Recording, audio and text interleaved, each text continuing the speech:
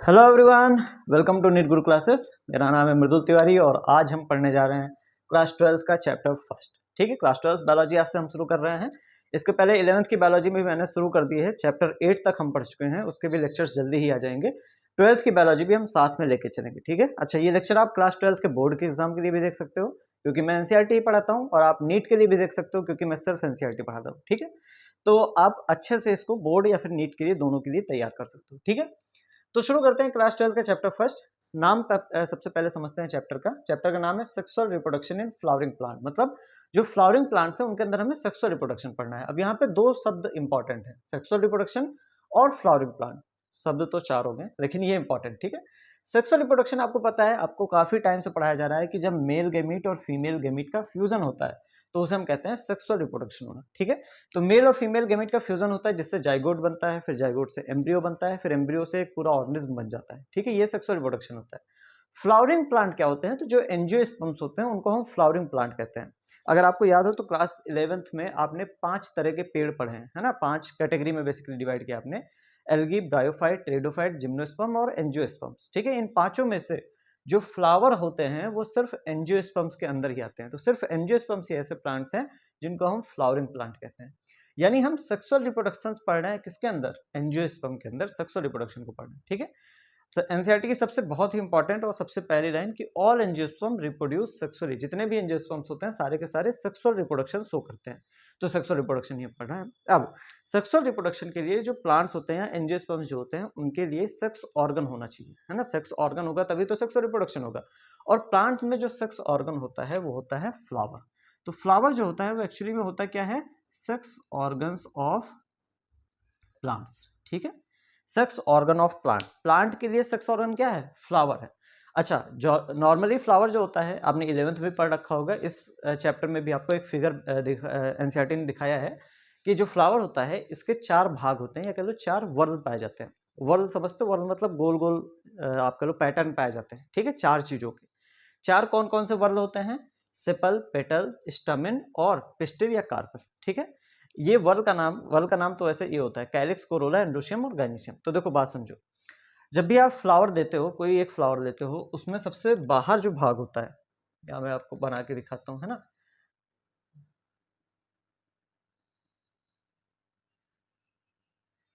ऐसे कुछ फ्लावर बना देते हैं हम। ठीक है, इस फ्लावर में सबसे बाहर आपको ग्रीन कलर की छोटी छोटी पत्तियां देखने को मिलती हैं, यहाँ पे ऐसे। ठीक है, ऐसे यहाँ पे ये जो ग्रीन कलर की पत्तियां देखने को मिलती हैं, इन्हीं को हम सेपल कहते हैं। तो सबसे बाहर पेड़ के फ्लावर के आपको क्या देखने को मिलता है? सेपल। सेपल ग्रीन कलर की पत्तियां होती हैं और ये बड के स्टेज में यानी कली के स्टेज में फ्लावर को प्रोटेक्ट करने का काम करती है। तो सबसे बाहर आपको सेपल दिखता है, और जो सेपल का पूरा ग्रुप है उस ग्रुप को हम कहते हैं कैलिक्स। तो कभी कभी क्या कहा जाता है, कैलिक्स की जो यूनिट होती है वो सेपल है, या कह लो सेपल का पूरा ग्रुप क्या कहलाता है? कैलिक्स। दोनों चीजें आप कह सकते हो। ठीक है, फिर सेपल्स के आप अंदर आओगे तो जो आपके फ्लावर जिसके वजह से काफी अच्छे लगते हैं, सुंदर लगते हैं, जैसे गुलाब है तो लाल कलर की पंखुड़ियां होती हैं उनकी, है ना, गुलाब की। तो उस जो पंखुड़ी होती है या फ्लावर की लाल, हरी, नीली, किसी भी कलर की जो पंखुड़ी होती है गुलाब फ्लावर की, उसको हम पेटल कहते हैं। और जो पेटल का पूरा ग्रुप है उसी से कोरोला बनता है। तो कोरोला की यूनिट पेटल होती है। ठीक है, फिर आते हैं एंड्रोसियम। एंड्रोसियम क्या होता है? पेड़ में एक और चीज आपको दिखेगा कुछ ऐसा। ठीक है, ऐसा एक और चीज दिखेगा, इसी को हम कहते हैं स्टमेन। ये जो मैंने बनाया इसको स्टमेन कहते हैं। और स्टमेन का पूरा ग्रुप क्या कहलाता है? एंड्रोसियम कहलाता है। और यही एंड्रोसियम जो है या जो स्टमेन है, ये फ्लावर का मेल सेक्स ऑर्गन होता है। अच्छा, मेल फीमेल के लिए ये मैं सिंबल सिग्नल कह रहा हूँ, है ना, सिंबल यूज करता हूँ। ये सिंबल आपको तो पता होंगे, है ना। ये मेल का सिंबल होता है और ये फीमेल का सिंबल होता है। तो जो एंड्रोसियम होता है वो क्या होता है? जो प्लांट होता है उसका मेल सेक्स ऑर्गन होता है। ठीक है, तो फ्लावर के अंदर मेल और फीमेल सेक्स ऑर्गन दोनों पाए भी जा सकते हैं। हो सकता है एक फ्लावर के अंदर मेल सेक्स ऑर्गन हो सकता है दूसरे फ्लावर के अंदर फीमेल सेक्स ऑर्गन हो सकता है एक ही फ्लावर के अंदर मेल और फीमेल दोनों सेक्स ऑर्गन हो। ठीक है, तो जो एंड्रोसियम होता है उसकी यूनिट क्या होती है? स्टमेन। और एंड्रोसियम या स्टमेन को हम कहेंगे मेल सेक्स ऑर्गन। ठीक है, अच्छा इसके अलावा बीच में आपको यहाँ पे एक और स्ट्रक्चर देखने को मिलेगा, कुछ ऐसा। ठीक है, कुछ ऐसा सा एक स्ट्रक्चर आपको और देखने को मिलेगा बीच में, जिसे हम कहते हैं पिस्टिल या कार्पल। दोनों टर्म यूज कर सकते हो, कोई दिक्कत नहीं है ना। पिस्टिल या कार्पल यहाँ पे मैंने रेड कलर का आपको दिखा दिया है। तो जो पिस्टिल और कार्पल होते हैं इसके ग्रुप को हम गाइनीसियम कहते हैं, और गाइनीसियम जो है वो है फीमेल सेक्स ऑर्गन। ठीक है, तो आपको 4 वर्ड देखने को मिल रहे हैं पेड़ फ्लावर के अंदर, या 4 भाग देखने को मिल रहे हैं फ्लावर के। फ्लावर के 4 भाग कौन से हैं? कैलिक्स, कोरोला, एंड्रोशियम और गाइनीसियम। कैलिक्स की यूनिट सेपल, कोरोला की पेटल, एंड्रोशियम की स्टमेन, और एंड्रोशियम मेल सेक्स ऑर्गन है। गाइनीसियम की यूनिट कार्पेल या पिस्टिल दोनों आप कह सकते हो, और गाइनीसियम जो है फीमेल सेक्स ऑर्गन है। ठीक है, अब देखो सेक्सुअल रिप्रोडक्शन के लिए हमें चाहिए क्या? हमें मेल और फीमेल गैमीट चाहिए, तभी तो हम उसका फ्यूजन कराएंगे और तभी होगा सेक्सुअल रिप्रोडक्शन। तो सबसे पहले हम पढ़ेंगे कि मेल और फीमेल गैमीट बनते कैसे हैं, और बनते कैसे हैं उसके पहले हम पढ़ेंगे कि मेल और फीमेल गैमीट कहाँ बनते हैं, मतलब किस स्ट्रक्चर में बनते हैं। जैसे मैंने बताया कि जो मेल सेक्स ऑर्गन है उसके अंदर मेल गैमीट बनेगा, और जो फीमेल सेक्स ऑर्गन है उसके अंदर फीमेल गैमीट बनेगा। तो हम स्ट्रक्चर्स पढ़ना शुरू करते हैं। तो सबसे पहला स्ट्रक्चर हमारे पास आता है स्टमेन, यानी जो एंड्रोशियम की यूनिट यानी स्टमेन या कह लो मेल सेक्स ऑर्गन। सबसे पहले हम स्टमेन पढ़ते हैं। ठीक है, स्टमेन जो होता है उसके 2 भाग होते हैं, एंथर और फिलामेंट। यहाँ पे आपको सामने दिख रहा है स्टमेन के 2 भाग, एंथर और फिलामेंट। यहाँ मैंने आपको बनाया है स्टमेन। ठीक है, ये पूरा का पूरा स्टमेन है। इसमें जो ये डंडे के तरह का स्ट्रक्चर है इसको हम फिलामेंट कहते हैं। ठीक है, और ये जो ऊपर वाला लोब टाइप का स्ट्रक्चर होता है, गोल गोल होता है, या फिर अलग अलग स्ट्रक्चर हो सकते हैं ना एंथर के, लेकिन जनरली ऐसा देखने को मिलता है। ये जो होता है इसको हम कहते हैं एंथर। तो ये एंथर हो गया और ये फिलामेंट, और इन्हीं एंथर और फिलामेंट को मिला के बना स्टमेन। तो ये पूरा का पूरा हमारा क्या है? स्टमेन। ठीक है, अच्छा अब यहाँ पे देखो, अगर हम एंथर लें, है ना, अगर हम एंथर लें और एंथर को यहाँ से बीच से काट दें, ठीक है, आपने एंथर लिया और एंथर को ऐसे बीच से काट दिया, तो जो आपको स्ट्रक्चर देखने को मिलेगा वो कुछ इस तरह का होगा। ठीक है, अगर आपने एंथर काटा तो कुछ ऐसा स्ट्रक्चर हमने जूम करके देखा, ऐसा देखने को मिलेगा। ठीक है, अब इस स्ट्रक्चर में आपको 2 लोब देखने को मिलेंगे। एक लोब ये वाला है और एक लोब ये वाला, मतलब एक पूरा का पूरा ये लोब लेफ्ट साइड वाला, और एक पूरा का पूरा ये लोब राइट साइड वाला। ठीक है, 2 लोब देखने को मिलते हैं। इसी वजह से हम एंथर को कहते हैं, जो एंथर होता है वो बाई लोब्ड होता है। ठीक है, ये ब्लू वाला भाग, ब्लू वाले भाग की बात कर रहा हूं मैं। ये जो ब्लू कलर का भाग देख रहे हो आपको, एक साइड ये और एक साइड ये, 2 लोब हो गए। ठीक है, तो ये इसी वजह से बाई लोब्ड एंथर को कहा जाता है, क्योंकि 2 लोब पाए जाते हैं। यहां मैंने आपको दिखा रखा है। अच्छा, हर लोब के अंदर आप देख रहे हो कि ये एक स्ट्रक्चर आपको ऐसा कुछ देखने को मिल रहा है, इसको हम कहते हैं थीका। ठीक है, तो ये जो स्ट्रक्चर रेड वाला है इसको हम थीका कहते हैं, थीका। और हर लोब के अंदर 2 थीका आपको देखने को मिलते हैं। यहाँ पे भी 2 थीका है, यहाँ पे भी 2 थीका है, टोटल 4 थीका होते हैं। ठीक है, लेकिन हर लोब के अंदर 2 थीका होते हैं, इसलिए हम कहते हैं जो एंथर होता है वो डाइथीकस होता है। ठीक है, तो दूसरा टर्म एंथर के लिए यूज होता है डाइथीकस। ठीक है, बाई लोब्ड क्या दर्शाता है कि एंथर के अंदर 2 लोब पाए जाते हैं। डाइथीकस क्या दर्शाता है कि एंथर के अंदर जो लोब होता है हर एक लोब में 2 थीका पाए जाते हैं। टोटल अगर पूछा है तो 4 थीका। ठीक है, अच्छे से याद रखना। ठीक है, तो जो एंथर होता है वो बाई लोब्ड होता है और डाइथीकस होता है। इसके अलावा यहाँ पे जो एंथर होता है, थीका और ये जो ग्रुप्स बने होते हैं, देखा है ना, जैसे यहाँ पे अंदर हो गया है, यहाँ पे अंदर हो गया है, यहाँ से कुछ लाइनें ऐसे पास करती हैं नीचे की ओर, इनको हम कहते हैं लाइन ऑफ डेहिसेंस। अब ये जो लाइन ऑफ डेहिसेंस होती है, डेहिसेंस का मतलब होता है आप कह लो फट जाना या बिखर जाना, कुछ ऐसा। ठीक है, तो जो ये लाइन ऑफ डेहिसेंस होती है ना, ये क्या करती हैं, जो आप थीका यहाँ पे देख रहे हो या जो लोब आप देख रहे हो, इसी में भरे होते हैं पॉलन ग्रेन। ठीक है, ऐसे पॉलन ग्रेन भरे होते हैं। पॉलन ग्रेन क्या होता है अभी मैं बताऊंगा आपको। ठीक है, यहाँ पे पूरा पॉलन ग्रेन भरा होगा। ठीक है, तो पॉलन ग्रेन जो होता है उसको रिलीज करने के लिए, यानी उसको बाहर निकालने के लिए जो लाइन ऑफ डेहिसेंस होती हैं, ये लाइनें फट जाती हैं, है ना। तो एंथर फटता कहाँ से है भाई? ये पूरा का पूरा एंथर है हमारा। ये एंथर जब फटेगा तो उसके अंदर से पॉलन ग्रेन निकलेंगे। तो एंथर फटता कहाँ से है? लाइन ऑफ डेहिसेंस से। तो जहां लाइन ऑफ डेहिसेंस होती है वहीं से एंथर जो होता है वो बिखर जाता है, या कह लो टूट जाता है या फट जाता है, जिससे कि ये जो पॉलन ग्रेन्स होते हैं ये बाहर निकल जाते हैं इन्वायरमेंट। ठीक है, पॉलन ग्रेन क्या होता है थोड़ी देर में बताएंगे। ठीक है, अच्छा इसके अलावा एक और चीज याद रखना, क्योंकि यहाँ पे आपको देखने को मिल रहा है कि 2 लोब होते हैं, लेकिन टोटल 4 यहाँ पे आपको कॉर्नर देखने को मिल रहे हैं एंथर के, है ना। एक ये कॉर्नर हो गया, एक ये कॉर्नर हो गया, एक ये कॉर्नर हो गया, ये एक कॉर्नर हो गया, 4 कॉर्नर। तो एंथर के अंदर 4 कॉर्नर भी होते हैं। ठीक है, तो ये भी एक चीज लिख लेना। एंथर 4 कॉर्नर स्ट्रक्चर होता है, ठीक है, 4 कॉर्नर स्ट्रक्चर होता है। तो ये हमने पढ़ा क्या, हमने मेल सेक्स ऑर्गन पढ़ा, ठीक है। अब इतना आप इसका स्क्रीनशॉट ले लो, और अगर कुछ समझ में नहीं आएगा तो आप कमेंट करके बताना, ठीक है। इसका स्क्रीनशॉट ले लो, फिर हम चलते हैं आगे।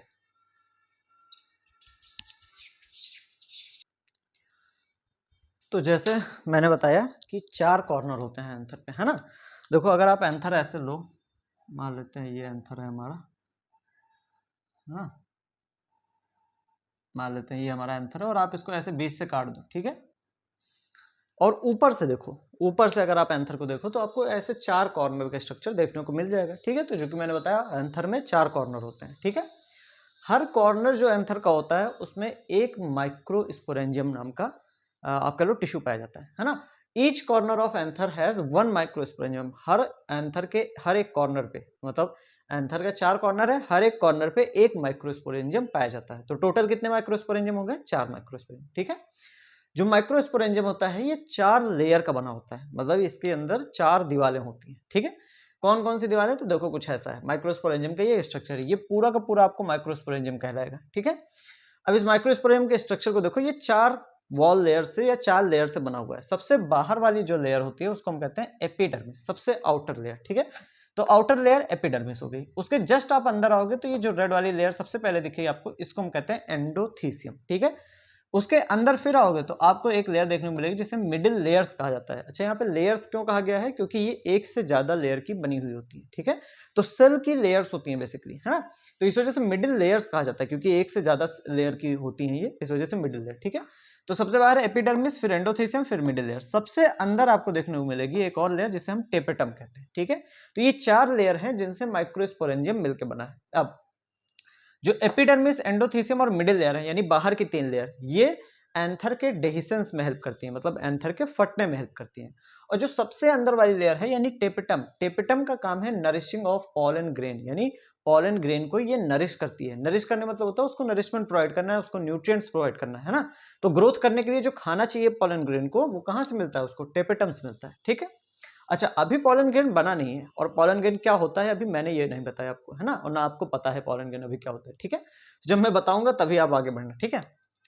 अब टेपेटम के अंदर अगर आप देखोगे, या आप कह लो कि माइक्रोस्पोरेंजियम के बीच में, है ना, दोनों तरीके से आप कह सकते हो कि हर एक माइक्रोस्पोरेंजियम के बीच में एक टिश्यू पाया जाता है, या कह लो ये टेपेटम मैंने बना दी बाहर वाली लेयर, उस टेपेटम के अंदर या माइक्रोस्पोरेंजियम के बीच में, दोनों तरीके से कहा जाता है, क्योंकि एनसीईआरटी में दोनों तरीके से लिखा है, इसलिए मैं कह सकता हूँ यहाँ पे, ठीक है।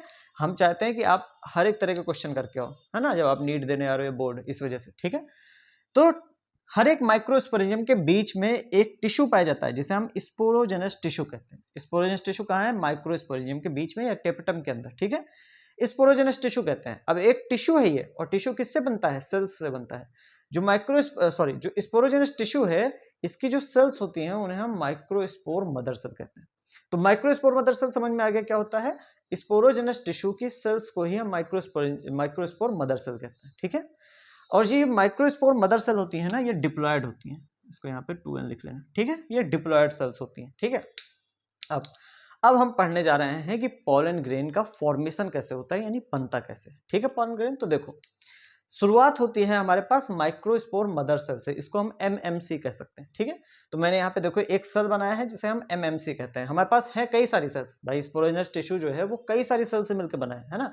एक हम लेके चल रहे हैं, तो हमारे पास एक माइक्रोस्पोर मदर सेल है जो कि 2n यानी डिप्लॉयड, ठीक है। अब इसके अंदर मियोसिस होता है, ठीक है। मियोसिस समझते हो, रिडक्शन डिवीजन। और मियोसिस जब होता है तो एक से कितनी सेल्स बनती है, 4 सेल। यहाँ पे हमारे पास टोटल 4 सेल बन गई, इन चारों का ऐसा न्यूक्लियस हम बना देते हैं, ठीक है। ये 4 सेल्स बन गई। तो हमारे पास एक माइक्रोस्पोर मदर सेल से 4 सेल्स बन गई, और ये चारों एक दूसरे से जुड़ी हुई हैं, अलग नहीं हुई हैं। और ये जिस हिसाब से ऐसे फॉर्मेशन में एक दूसरे के साथ रहती हैं, इसे हम कहते हैं माइक्रोस्पोर टेट्राइड। तो इस स्ट्रक्चर को हम टेट्राइड कहते हैं, क्योंकि यहाँ पे 4 माइक्रोस्पोर्स एक दूसरे से साथ में मिलकर रह रहे हैं, जुड़े हुए हैं, ठीक है। अच्छा, मियोसिस को रिडक्शन डिवीजन कहा जाता है, और इसी वजह से यहाँ पे 2n जो क्रोमोसोम का नंबर था वहां पे आ गया n, यानी हैप्लॉइड हो गया। तो 2n से हम हैप्लॉइड पे यानी n पे आ गए। अच्छा, ये n और 2n क्यों दिखा रहा हूँ, बता रहा हूँ आपको, क्योंकि आपको क्वेश्चन डायरेक्ट पूछ आता है ना। कई बार मल्टीपल चॉइस क्वेश्चंस भी बोर्ड एग्जाम्स में आते हैं, या नीट में तो आपको ये कई सालों से मतलब फेवरेट क्वेश्चन रहा है नीट का, कि कौन सा स्ट्रक्चर हैप्लॉइड है, कौन सा डिप्लॉइड है, तो ये आपको याद रखना है, ठीक है। माइक्रोस्पोर टेट्राएड बन गया जिसकी हर एक सेल जो होती है वो एन होती है, हैप्लॉइड होती है। अब ये चारों सेल्स एक दूसरे से सेपरेट करते हैं, यानी चारों माइक्रोस्पोर एक दूसरे से सेपरेट करते हैं, अलग अलग हो जाते हैं, तो हम कहते हैं 4 माइक्रोस्पोर्स बन गए। ये भी हैप्लॉइड ही रहेंगे ऑब्वियसली, है ना। अब इनके अंदर डेवलपमेंट होता है और इनके अंदर मैच्योरेशन होता है, जिससे 4 पॉलन ग्रेन बनते हैं। तो आपको पता चल गया पॉलन ग्रेन कैसे बनता है। पॉलन मदर सेल्स के अंदर मियोसिस होती है जिससे माइक्रोस्पोर टेट्राएड बनता है, फिर वो माइक्रोस्पोर सेपरेट करते हैं, फिर वो डेवलप कर जाते हैं और मैच्योर हो जाते हैं, जिसे पॉलन ग्रेन कहते हैं। तो याद करो एक चीज इंपॉर्टेंट है यहाँ पे, बताओ कि अगर हमारे पास एक माइक्रोस्पोर मदर सेल थी तो उससे 4 पॉलन ग्रेन बना। तो अगर क्वेश्चन पूछा है कि 100 माइक्रोस्पोर मदर सेल होगी तो कितना पॉलन ग्रेन बनेगा, बहुत ही इजी क्वेश्चन है ना। 100 माइक्रोस्पोर मदर सेल होगी तो 400 पॉलन ग्रेन, क्योंकि 1 से 4 बन रहा है, 100 से 400, ठीक है। तो ये क्वेश्चन भी आता है। अब ये माइक्रोस्पोर से मदर सेल से माइक्रोस्पोर या पॉलन ग्रेन का बनना, इसी को हम कहते हैं माइक्रोस्पोरोजेनेसिस, यानी फॉर्मेशन ऑफ माइक्रोस्पोर्स या पॉलन ग्रेन, दोनों आप यूज कर सकते हो, ठीक है। फॉर्मेशन ऑफ माइक्रोस्पोर्स या फिर pollen grain is called as microsporogenesis, ठीक है। तो जेनेसिस टर्म तो आपको पता ही है, फॉर्मेशन के प्रोसेस ऑफ फॉर्मेशन बताता है, जैसे एम्ब्रियोजेनेसिस हो गई, फॉर्मेशन ऑफ एम्ब्रियो, है ना। तो वैसे ही माइक्रोस्पोर का बनना माइक्रोस्पोरोजेनेसिस कहलाता है, ठीक है। अब पॉलन ग्रेन बन गया, लेकिन अभी भी हमें नहीं पता पॉलन ग्रेन होता क्या है। तो पॉलन ग्रेन होता है मेल गैमेटोफाइट। लेकिन मेल गैमेटोफाइट का मतलब क्या है, मतलब पॉलन ग्रेन वो स्ट्रक्चर है जहां पे मेल गैमीट रहता है, ठीक है। जहां मेल गैमीट रहेगा उसको हम कहेंगे मेल गैमेटोफाइट, जहां फीमेल गैमीट रहेगा, लाइट चलेगी, जहां फीमेल गैमीट रहेगा वहां हम कहेंगे फीमेल गैमेटोफाइट, ठीक है। तो पॉलन ग्रेन जो होता है वो एक मेल गैमेटोफाइट है। 2 मिनट रुको, लाइट आने का इंतजार करते हैं जरा हम। हाँ, तो लाइट वापस आ गई, है ना। तो मैं कह रहा था जो पॉलन ग्रेन होते हैं इनको हम मेल गैमेटोफाइट कहते हैं, क्योंकि जो मेल गैमीट होता है वो इसी के अंदर रहता है, पॉलन ग्रेन के अंदर, ठीक है। एक पॉलन ग्रेन में 2 मेल गैमीट रहते हैं, ठीक है। ये चीज हम देखेंगे। इतना आप इसका स्क्रीनशॉट ले लो, माइक्रोस्पोरोजेनेसिस आपको समझ में आ गया पूरा, स्क्रीनशॉट ले लो और फिर हम आगे बढ़ते हैं। अब हम आगे बढ़ते हैं और जरा पॉलन ग्रेन के बारे में थोड़ा सा पढ़ते हैं, ठीक है। पॉलन ग्रेन का शेप जो होता है स्फेरिकल होता है, मतलब ये गोल होता है फुटबॉल की तरह, ठीक है। और इसका साइज जो है वो 25 से 50 माइक्रोमीटर का होता है। माइक्रोमीटर आप समझते हो, 1 मीटर में 10 की पावर 6 माइक्रोमीटर, ठीक है। तो 25 से 50 माइक्रोमीटर का इसका साइज होता है। अब देखो मैंने यहाँ पे एक पॉलन ग्रेन बना रखा है, ठीक है। ये हमारा एक पॉलन ग्रेन है, स्फेरिकल शेप का है। पॉलन ग्रेन के अंदर होती है 2 लेयर, है ना। जो बाहर वाली लेयर होती है उसको हम कहते हैं एक्साइन, और जो अंदर वाली लेयर होती है उसे इंटाइन कहा जाता है। जो एक्साइन लेयर होती है उसके ऊपर स्पोरोपोलिनिन नाम का एक सब्सटेंस पाया जाता है। अब जो ये स्पोरोपोलिन होता है ये बहुत ही ज्यादा रेजिस्टेंट मटेरियल है। रेजिस्टेंट मतलब होता है ये बहुत ज्यादा स्ट्रॉन्ग मटेरियल है। एनसीईआरटी कहता है sporopollenin is most resistant organic material, बहुत ही ज्यादा स्ट्रॉन्ग होता है। तो पॉलन ग्रेन को किसी भी तरीके के जो स्ट्रेस होता है, मतलब उसको बचा के रखता है। बेसिकली पॉलन ग्रेन को ये क्या करता है, प्रोटेक्ट करता है, ठीक है, स्पोरोपोलिनिन, ठीक है। अंदर वाली जो लेयर होती है उसे इंटाइन कहते हैं, और इंटाइन सेलुलोज और पेक्टिन की बनी होती है, ठीक है। अच्छा, एक और पॉइंट, जो स्पोरोपोलिन होता है इसकी वजह से पॉलन ग्रेन जो होता है वो काफी ज्यादा टाइम तक बचा हुआ होता है, और इसकी वजह से जो पॉलन ग्रेन होते हैं वो हमें कई बार फॉसिल के फॉर्म में देखने को मिलते हैं, है ना। फॉसिल आप समझते हो, जो आप मिट्टी विट्टी खोदते हो तो आपको उसमें पॉलन ग्रेन पड़े हुए दिखेंगे, हजारों साल पुराने पॉलन ग्रेन। रीजन क्या है, स्पोरोपोलिन पाया जा रहा है, ठीक है। उसमें प्रोटेक्ट करके रखा है 1000 साल से उस पॉलन ग्रेन को, ठीक है। अच्छा, अंदर वाली लेयर को इंटाइन कहते हैं, जो कि सेलुलोज और पेक्टिन की बनी होती है, आपको डायरेक्ट याद करना है, ठीक है। अच्छा, अब इसी पॉलन पे कई जगह ऐसी भी होती हैं जहां पे पॉलन ग्रेन जो स्पोरोपोलिनिन है वो नहीं पाया जाता है। जो एक्साइन वाली लेयर है उसमें कई जगह पे स्पोरोपोलिनिन नहीं पाया जाता, वो एक जगह मैंने यहाँ बना रखी है, ठीक है। इस जगह को हम जर्म पोर कहते हैं, है ना। इस जगह को क्या कहते हैं, जर्म पोर। ये वो जगह है एक्साइन पे जहां पे पॉलन स्पोरोपोलिनिन नहीं पाया जा रहा है, ठीक है। अब जर्म पोर क्यों जरूरी होता है, क्योंकि यहां से पॉलन ट्यूब ओरिजिनेट करती है, बाहर निकलती है, ठीक है। तो यहीं से जो है कुछ इस तरीके करके पॉलन ट्यूब ऐसे हमारी बाहर निकलेगी जर्म पोर से, ठीक है। अब जर्म पोर से पॉलन ट्यूब बाहर निकलने के लिए ऑब्वियसली स्पोरोपोलिनिन नहीं होना चाहिए। अगर यहाँ पे स्पोरोपोलिनिन होता है तो अंदर से जो पॉलन ट्यूब है वो बाहर आ ही नहीं पाती, क्योंकि वो बहुत ज्यादा स्ट्रांग होता है, तो उसको पार करके तो बाहर आ ही नहीं सकती थी। तो इसी वजह से जो जर्म पोर्स होते हैं वहां पे स्पोरोपोलिनिन एब्सेंट होता है, और यही जर्म पोर जो होते हैं यही पॉलन ट्यूब को ओरिजिनेट कराते हैं, यही से पॉलन ट्यूब निकलती है, ठीक है। पॉलन ट्यूब का काम भी आपको आगे पता चलेगा, ठीक है। अब जब पॉलन जो है वो मैच्योर होता है, तो यानी यहाँ पे बना रखा है एक दूसरा पॉलन, यही पॉलन हमने फिर से बना रखा है, ये मैच्योर पॉलन ग्रेन है, ठीक है। ये मैच्योर पॉलन ग्रेन है।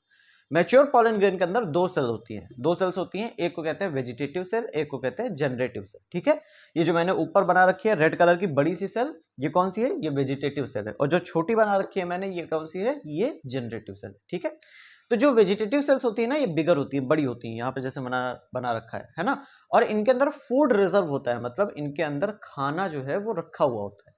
अब ये खाना किस चीज के काम में आएगा, यहाँ पे जो अभी आप देखेंगे कि यहाँ पे मेल गैमीट्स बनेंगे। ठीक है, तो उन मेल गैमीट्स के लिए ये खाना जो है वेजिटेटिव सेल्स जो है वो रखी रहती है। ठीक है, अच्छा, इसके अलावा वेजिटेटिव सेल्स के अंदर एक इरेगुलर शेप का न्यूक्लियस पाया जाता है। ठीक है, तो यहाँ पे मैंने एक बना रखा है, ये न्यूक्लियस बना रखा है, ये देखो आप इरेगुलर शेप का है ना, कोई एक परफेक्ट शेप नहीं है, इरेगुलर शेप का एक न्यूक्लियस पाया जा रहा है वेजिटेटिव सेल्स के अंदर। ठीक है, दूसरी जनरेटिव सेल्स होती हैं, जो कि यहाँ पे छोटी आपको दिखा रखी है। तो जनरेटिव सेल्स छोटी होती हैं साइज में, और ये स्पिंडल शेप की होती है। स्पिंडल शेप को समझते हो, कुछ ऐसा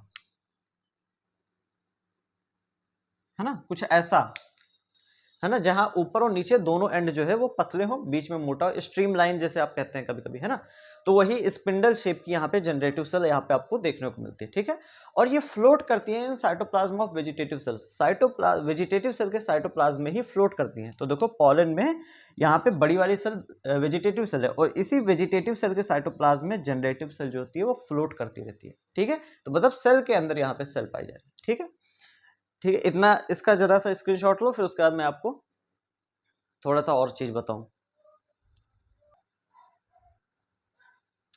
ले लिया स्क्रीनशॉट, इसको इरेज करके मैं थोड़ा सा यहीं पे एक और चीज आपको बताऊं।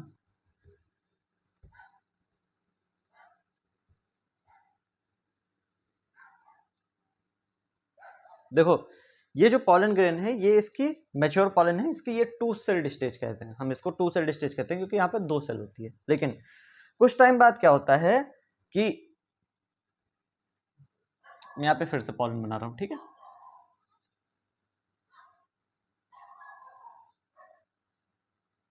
ठीक है, यहाँ पे हम मान लेते हैं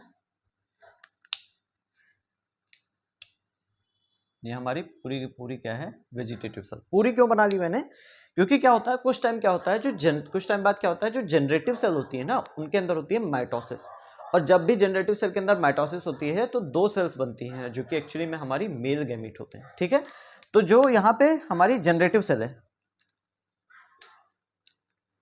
जो हमारी जनरेटिव सेल है यहाँ पे पॉलन की, इसमें होगी माइटोसिस। माइटोसिस इन जनरेटिव सेल, जनरेटिव सेल के अंदर माइटोसिस होगी, और जब जनरेटिव सेल के अंदर माइटोसिस होगी तो दो मेल गैमीट बनेंगे। ठीक है, मैंने बताया था पॉलन क्या होता है, मेल गैमीट का घर होता है ना, तो ये बना एक मेल गैमीट, और ये बना दूसरा मेल गैमीट, है ना। ये दोनों मेल गैमीट क्या है, एक सेल है, और ये जो सेल है वो कहां पे है, वेजिटेटिव सेल के अंदर। अभी तक वेजिटेटिव सेल के अंदर एक सेल थी, जनरेटिव सेल, अब वेजिटेटिव सेल के अंदर दो सेल हो गई। कौन सी, वेजिटेटिव सेल के अंदर दो मेल गैमीट्स हो गए। ये दोनों क्या है, सेल ही तो हैं, और ये दोनों तैर रहे हैं किसके अंदर, वेजिटेटिव सेल के अंदर। ठीक है, ये जो स्टेज हो गई, ये कौन सी स्टेज हो गई, ये हो गई पॉलन की three cell stage, three cell stage. तो ये तीन सेल्स कौन कौन सी हैं, अगर आप लिखना चाहें तो हमारे पास वेजिटेटिव सेल है ना, और दो मेल गैमीट है, दो मेल गैमीट है, इसको हम कहते हैं थ्री सेल्ड स्टेज। ठीक है, तो पॉलन पहले टू सेल्ड स्टेज में होता है, फिर उसके बाद थ्री सेल्ड स्टेज में चेंज होता है। ठीक है, और जब पॉलन थ्री सेल्ड स्टेज में आ जाता है तो हमें पॉलन के अंदर दो मेल गैमीट दिखते हैं। इसी वजह से पॉलन को मेल गैमीटोफाइट कहा जाता है, क्योंकि मेल गैमीट पॉलन के अंदर रहते हैं। ठीक है, जहां मेल गैमीट रहेगा उसे मेल गैमीटोफाइट कहा जाएगा, जहां फीमेल गैमीट रहेगी उसे फीमेल गैमीटोफाइट कहा जाएगा। ठीक है, सिंपल सा ये मतलब वर्ड है। ठीक है, अच्छा, अब एक और चीज देखो कि जो 60% प्लांट्स होते हैं, जो एंजियोस्पर्म्स की हम बात कर रहे हैं, है ना, एंजियोस्पर्म्स हम पढ़ रहे हैं, 60% एंजियोस्पर्म्स जो होते हैं उनके अंदर जो पॉलन होता है वो एंथर से टू सेल्ड स्टेज में ही बाहर निकल आता है ना। एंथर आपने देखा था, एंथर फटता है तो उससे पॉलन ग्रेन्स बाहर निकलते हैं, लेकिन 60% जो प्लांट्स होते हैं, एंजियोस्पर्म्स होते हैं, उसमें टू सेल्ड स्टेज में ही एंथर से पॉलन ग्रेन बाहर आ जाते हैं। ठीक है, इसको यहां देखते हैं।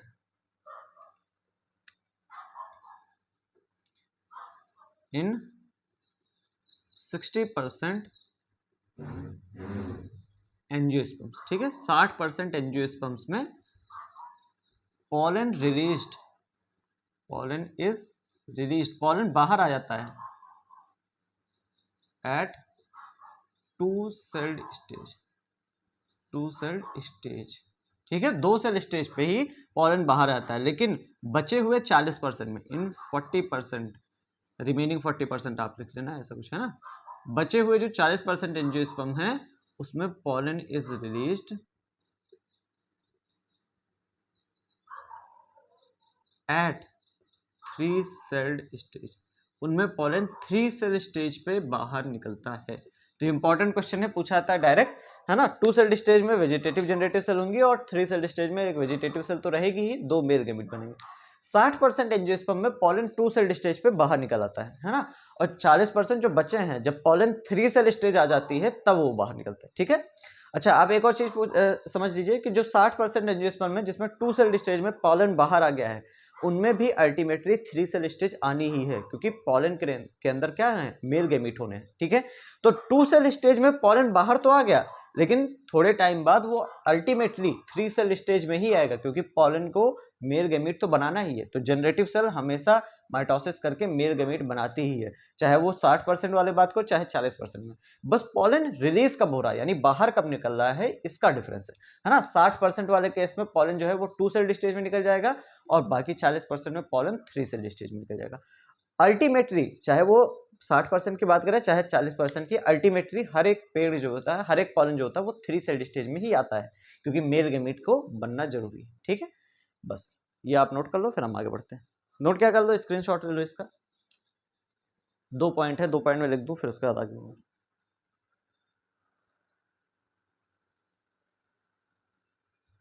इरेज करें।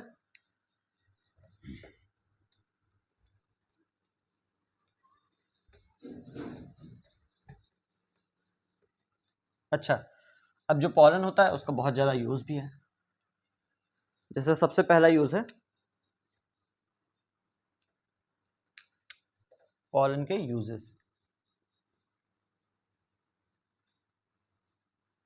यूज क्या कह लो, कुछ पॉइंट्स है, कुछ फैक्ट है पॉलन के बारे में। सबसे पहला फैक्ट है कि पॉलन जो होता है वो बहुत ही ज्यादा रिच होता है न्यूट्रिएंट्स में। Pollen is rich in nutrients, ठीक है, न्यूट्रिएंट्स में ये रिच होता है, and hence used as food supplement. इसको फूड सप्लीमेंट, फूड सप्लीमेंट समझते हो आप, जैसे फूड खा रहे हो और मान लेते हैं आपके फूड में सारी चीजें हैं, है ना, कार्बोहाइड्रेट है, फैट है ना, प्रोटीन है, विटामिन है, लेकिन हर एक प्रोटीन नहीं है या हर एक विटामिन नहीं है, तो आप बाहर से कुछ ना कुछ ऐसा लेते हो जिससे आपकी न्यूट्रिएंट की जो रिक्वायरमेंट हो जो वो पूरी हो जाए, ठीक है। तो वही है फूड सप्लीमेंट, है ना। तो पॉलन को जो है वो फूड सप्लीमेंट के तौर पे यूज किया जाता है, और पॉलन की टैबलेट्स भी आती हैं इन फॉर्म ऑफ, है ना, टैबलेट्स, पॉलन की टैबलेट्स आती हैं या सिरप्स, है ना, तो इसके फॉर्म में इनको फूड के मतलब सप्लीमेंट के तौर पे भी यूज किया जाता है। इसके अलावा पॉलन जो होता है वो एलर्जी भी कॉज करता है ना। पॉलन कैन कॉज एलर्जीज, काफी कॉमन है पॉलन एलर्जी, ठीक है, एलर्जीज जैसे कि, एंड इससे कुछ बीमारियां भी हो सकती हैं, एंड कैन लीड टू, से क्या हो सकता है, अस्थमा, है ना, and bronchitis, asthma bronchitis type की बीमारियां भी हो सकती हैं पॉलन ग्रेन की वजह से, ठीक है। तो ये 2 पॉइंट इसको नोट करो, फिर हम आगे बढ़ेंगे। ठीक है, इसको नोट करो जल्दी से। हाँ, तो 2 पॉइंट और है कि पॉलन की वायबिलिटी, वायबिलिटी मतलब होता है, आप समझो एक्सपायरी डेट, मतलब हर चीज का एक टाइम होता है ना कि इतने टाइम बाद वो खराब जाएगा, वैसे ही भी पॉलन जो होता है उसका भी एक वायबिलिटी होती है, उसका भी एक टाइम होता है, ठीक है। जैसे राइस और व्हीट की बात करें, है ना, गेहूं और चावल की बात करें, तो उनकी पॉलन की 30 मिनट की वायबिलिटी होती है, मतलब अगर वो पॉलन निकल गया एंथर से और 30 मिनट के अंदर अंदर उसका पॉलिनेशन नहीं हुआ तो खराब जाएगा, ठीक है। इसके अलावा अगर हम सोलेनेसी फैमिली की बात करें, जैसे जैसे पोटैटो है ना, आलू जो होता है वो सोलेनेसी फैमिली में आता है, ट्यूबरसम आपने पढ़ा है ना। तो सोलेनेसी में जैसे आलू हो गया, रोजेसी में जैसे रोज हो गया, लेगुमिनेसी में जैसे मटर हो गई, है ना। तो इस तरह इसकी फैमिली के जो प्लांट्स होते हैं, फैमिलीज हैं, सोलेनेसी, रोजेसी, लेगुमिनेसी, इनके जो प्लांट्स होते हैं उनमें पॉलन की वायबिलिटी मंथ्स होती है, मतलब कुछ महीने तक वायबल होते हैं। तो अगर पॉलन निकला है, अगर कुछ महीने में पॉलिनेशन हो जाता है तो ठीक है, अगर वो बहुत ज्यादा टाइम लगे तो फिर वो खराब जाएगा, ठीक है। तो इससे अलग अलग पेड़ की अलग अलग वायबिलिटी होती है पॉलन की, ठीक। पॉलन को हम प्रिजर्व करके रखते भी हैं, जिससे कि हम अपने मन चाहा मतलब टाइम पे या समय पे ले आके उसका अच्छे से पॉलिनेशन करा सके, जिस तरीके से हम चाहें उस तरीके से, ठीक है। तो इसके लिए हम पॉलन को प्रिजर्व करते हैं कैसे, लिक्विड नाइट्रोजन के अंदर हम पॉलन को प्रिजर्व करते हैं -196 डिग्री सेल्सियस पे। तो जब -196 डिग्री सेल्सियस पे हम लिक्विड नाइट्रोजन के अंदर पॉलन को रखते हैं, तो इतना कम टेम्परेचर होने की वजह से जो पॉलन के अंदर एक्टिविटीज होती हैं वो होती हैं फ्रीज, एकदम फ्रीज हो जाती हैं, रुक जाती हैं, और इसी वजह से पॉलन बचा हुआ होता है, ठीक है। जब वो अपने नॉर्मल टेम्परेचर पे थोड़ा वापस आएगा तो फिर उसके अंदर एक्टिविटीज होने लगेंगी, ठीक है। तो प्रिजर्व करने के लिए हम बहुत ज्यादा लो टेम्परेचर यूज करते हैं, जिससे कि जो केमिकल रिएक्शन है पॉलन के अंदर जो भी हो रही है वो रुक जाए, वो काम ना कर पाए पॉलन के लिए, है ना। तो -196 डिग्री सेल्सियस पे लिक्विड नाइट्रोजन के अंदर रखते हैं, और यहीं पे मेल का पूरा सिस्टम हमने पढ़ दिया, ठीक है। हमने पॉलन ग्रेन बनाया और पॉलन ग्रेन के अंदर 2 मेल गैमीट हमें मिल गए। अब हम पढ़ेंगे फीमेल, क्योंकि मेल गैमीट बनाएंगे फिर फीमेल गैमीट बनाएंगे और दोनों का फ्यूजन करेंगे, तब हमारा सेक्सुअल रिप्रोडक्शन होगा, ठीक है। तो इसको नोट करो। हम आ गए गाइनीशियम पे, है ना, यानी फीमेल रिप्रोडक्टिव ऑर्गन। प्लांट का मेल रिप्रोडक्टिव ऑर्गन क्या था, एंड्रोशियम, जिसकी यूनिट स्टैमेन है ना, स्टैमेन में हम सारी चीजें पढ़ा है। अब आ गए हम गाइनीशियम में, जो कि फीमेल रिप्रोडक्टिव ऑर्गन है। गाइनीशियम की यूनिट जो होती है उसे कार्पेल या पिस्टल कहते हैं। दोनों शब्दों को आप यूज कर सकते हो, कोई डिफरेंस नहीं है दोनों में, ठीक है, कार्पेल या पिस्टल, ठीक है।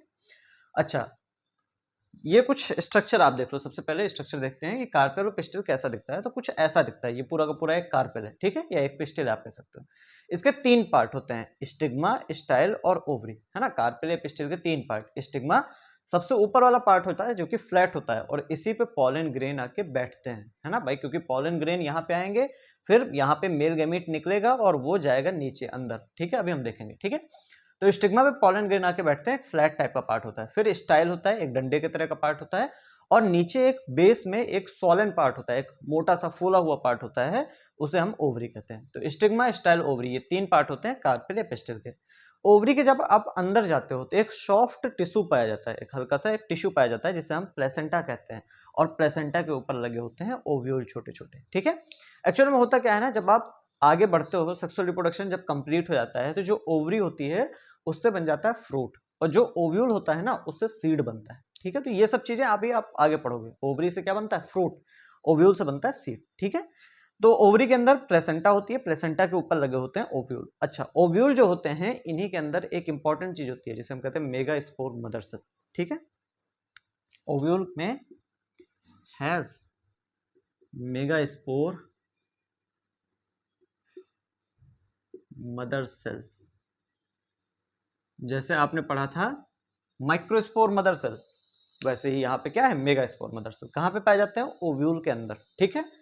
अब ये स्ट्रक्चर हो गया। अब देखो, हो सकता है कई फ्लावर्स ऐसे होते हैं जिनके अंदर एक कार्पेल हो, एक अकेला कार्पेल हो, उसको हम कहेंगे मोनोकार्पेलरी फ्लावर, है ना। ऐसे फ्लावर को मोनो मतलब एक, कार्पेलरी मतलब कार्पेल। तो अगर एक ही कार्पेल फ्लावर के अंदर पाया जा रहा है तो उसे मोनोकार्पेलरी कहेंगे, ठीक है। मोनो शब्द याद रखना, ठीक है। अच्छा, एक से ज्यादा अगर कार्पेल पाया जा रहा है तो उसे हम कहेंगे मल्टी कार्पेलरी। मल्टी मतलब एक से ज्यादा, और कार्पेलरी यहाँ पे कार्पेल का दर्शाता है, तो एक से ज्यादा है तो मल्टी कार्पेलरी। अच्छा, अगर वो एक से ज्यादा हैं तो वो हो सकता है एक दूसरे से जुड़े हुए होते हैं, और अगर वो एक दूसरे से जुड़े हुए हैं यानी फ्यूज्ड हैं तो हम कहेंगे सिनकार्पस कंडीशन पाई जा रही है ना। सिनकार्पस कंडीशन में मतलब अगर मान लेते हैं 10 कार्पल पाया जा रहा है और 10 कार्पल एक दूसरे से जुड़ा हुआ है तो सिनकार्पस कंडीशन। लेकिन 10 कार्पल एक दूसरे से अलग अलग है तो हम कहेंगे एपोकार्पस कंडीशन। तो हम कहते हैं कि जो ओव्यूल है वो फ्री है या सेपरेट है ना, एक दूसरे से फ्री है, सेपरेट है। तो सेपरेट के कंडीशन में एपोकार्पस टर्म यूज होगा और फ्यूज्ड के कंडीशन में सिनकार्पस टर्म का यूज होगा, ठीक है। ठीक है, इतना नोट करो, फिर हम आगे बढ़ते हैं।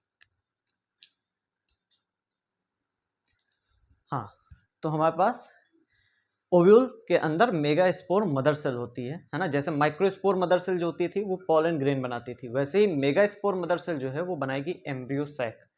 पॉलन ग्रेन को हमने क्या कहा था, मेल गैमेटोफाइट, वैसे ही एम्ब्रियो सैक को हम कहेंगे फीमेल गैमेटोफाइट, ठीक है। फिलहाल देखो पहले होता कैसे, ठीक है।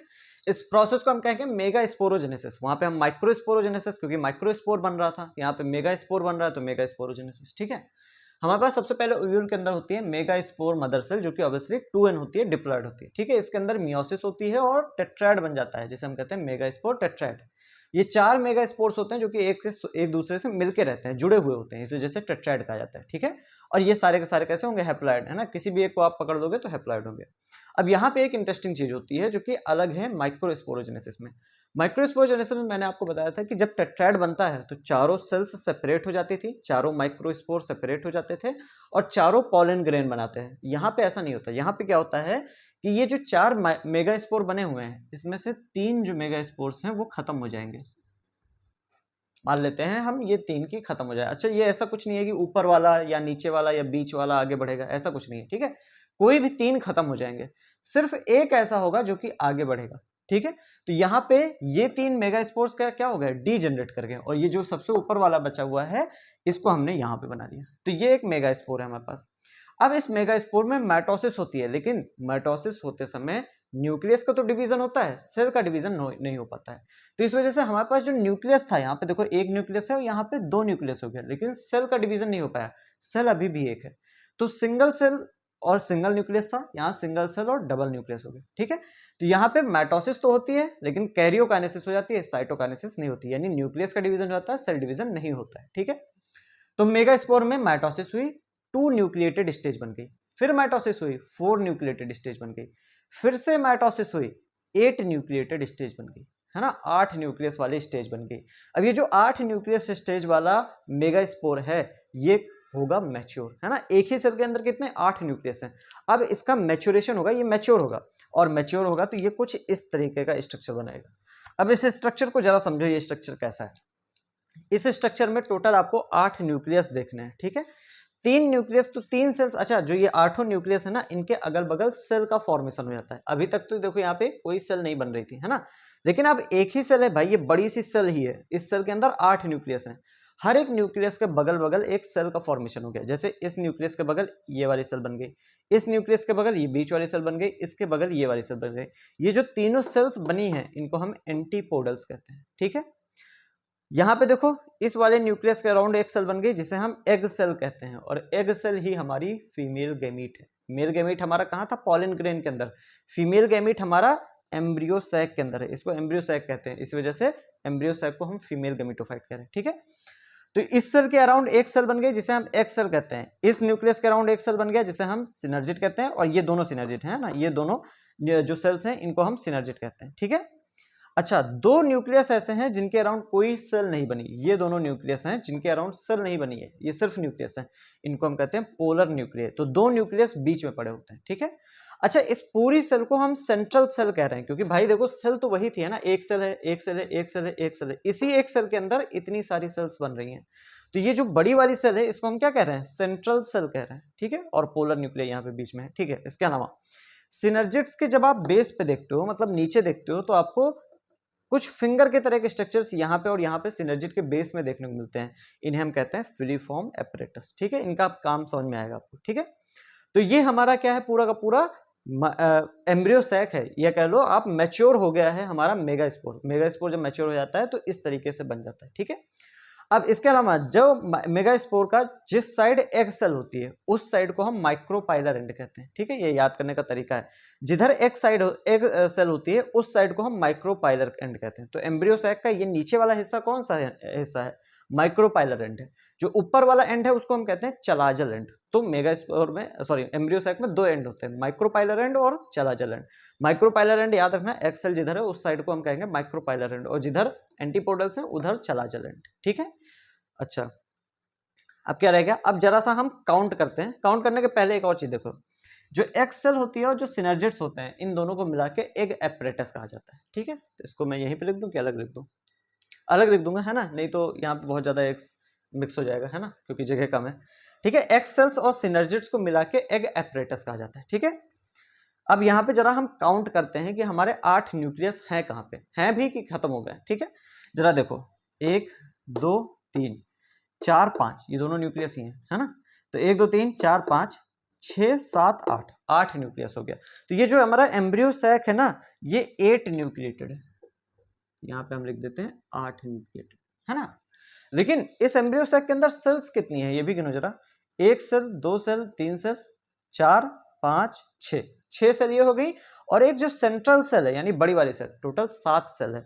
तो ये जो न्यूक्लियस है, जो हमारा एम्ब्रियो सैक है, इसमें 7 सेल्स हैं। तो इसी वजह से एम्ब्रियो सैक को हम कहते हैं कि जो हमारा एम्ब्रियो सैक होता है, जो मैच्योर होता है, उसमें 7 सेल्ड 8 न्यूक्लिएटेड स्टेज होती है। ठीक है, तो ये एम्ब्रियो सैक की 7 सेल्ड 8 न्यूक्लिएटेड स्टेज है। ये पूरा का पूरा नोट करो, फिर जल्दी से मैं मतलब स्क्रीनशॉट ले लो, फिर जल्दी से मैं एक और चीज बता दूं, फिर हम आगे बढ़ेंगे। ठीक है, मतलब एक क्या 2 3 चीजें नोट कर लिया, जरा इसको इरेज करूंगा मैं। ठीक है,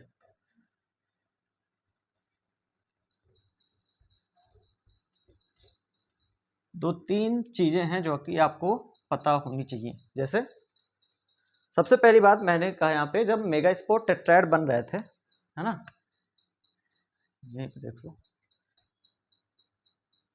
जब मेगा स्पोर टेट्राएड बन रहे थे, इसमें हो रही थी 4 सेल्स, 4 में से 3 सेल्स खत्म हो जा रही थी, सिर्फ एक सेल का डेवलपमेंट हो रहा था, है ना।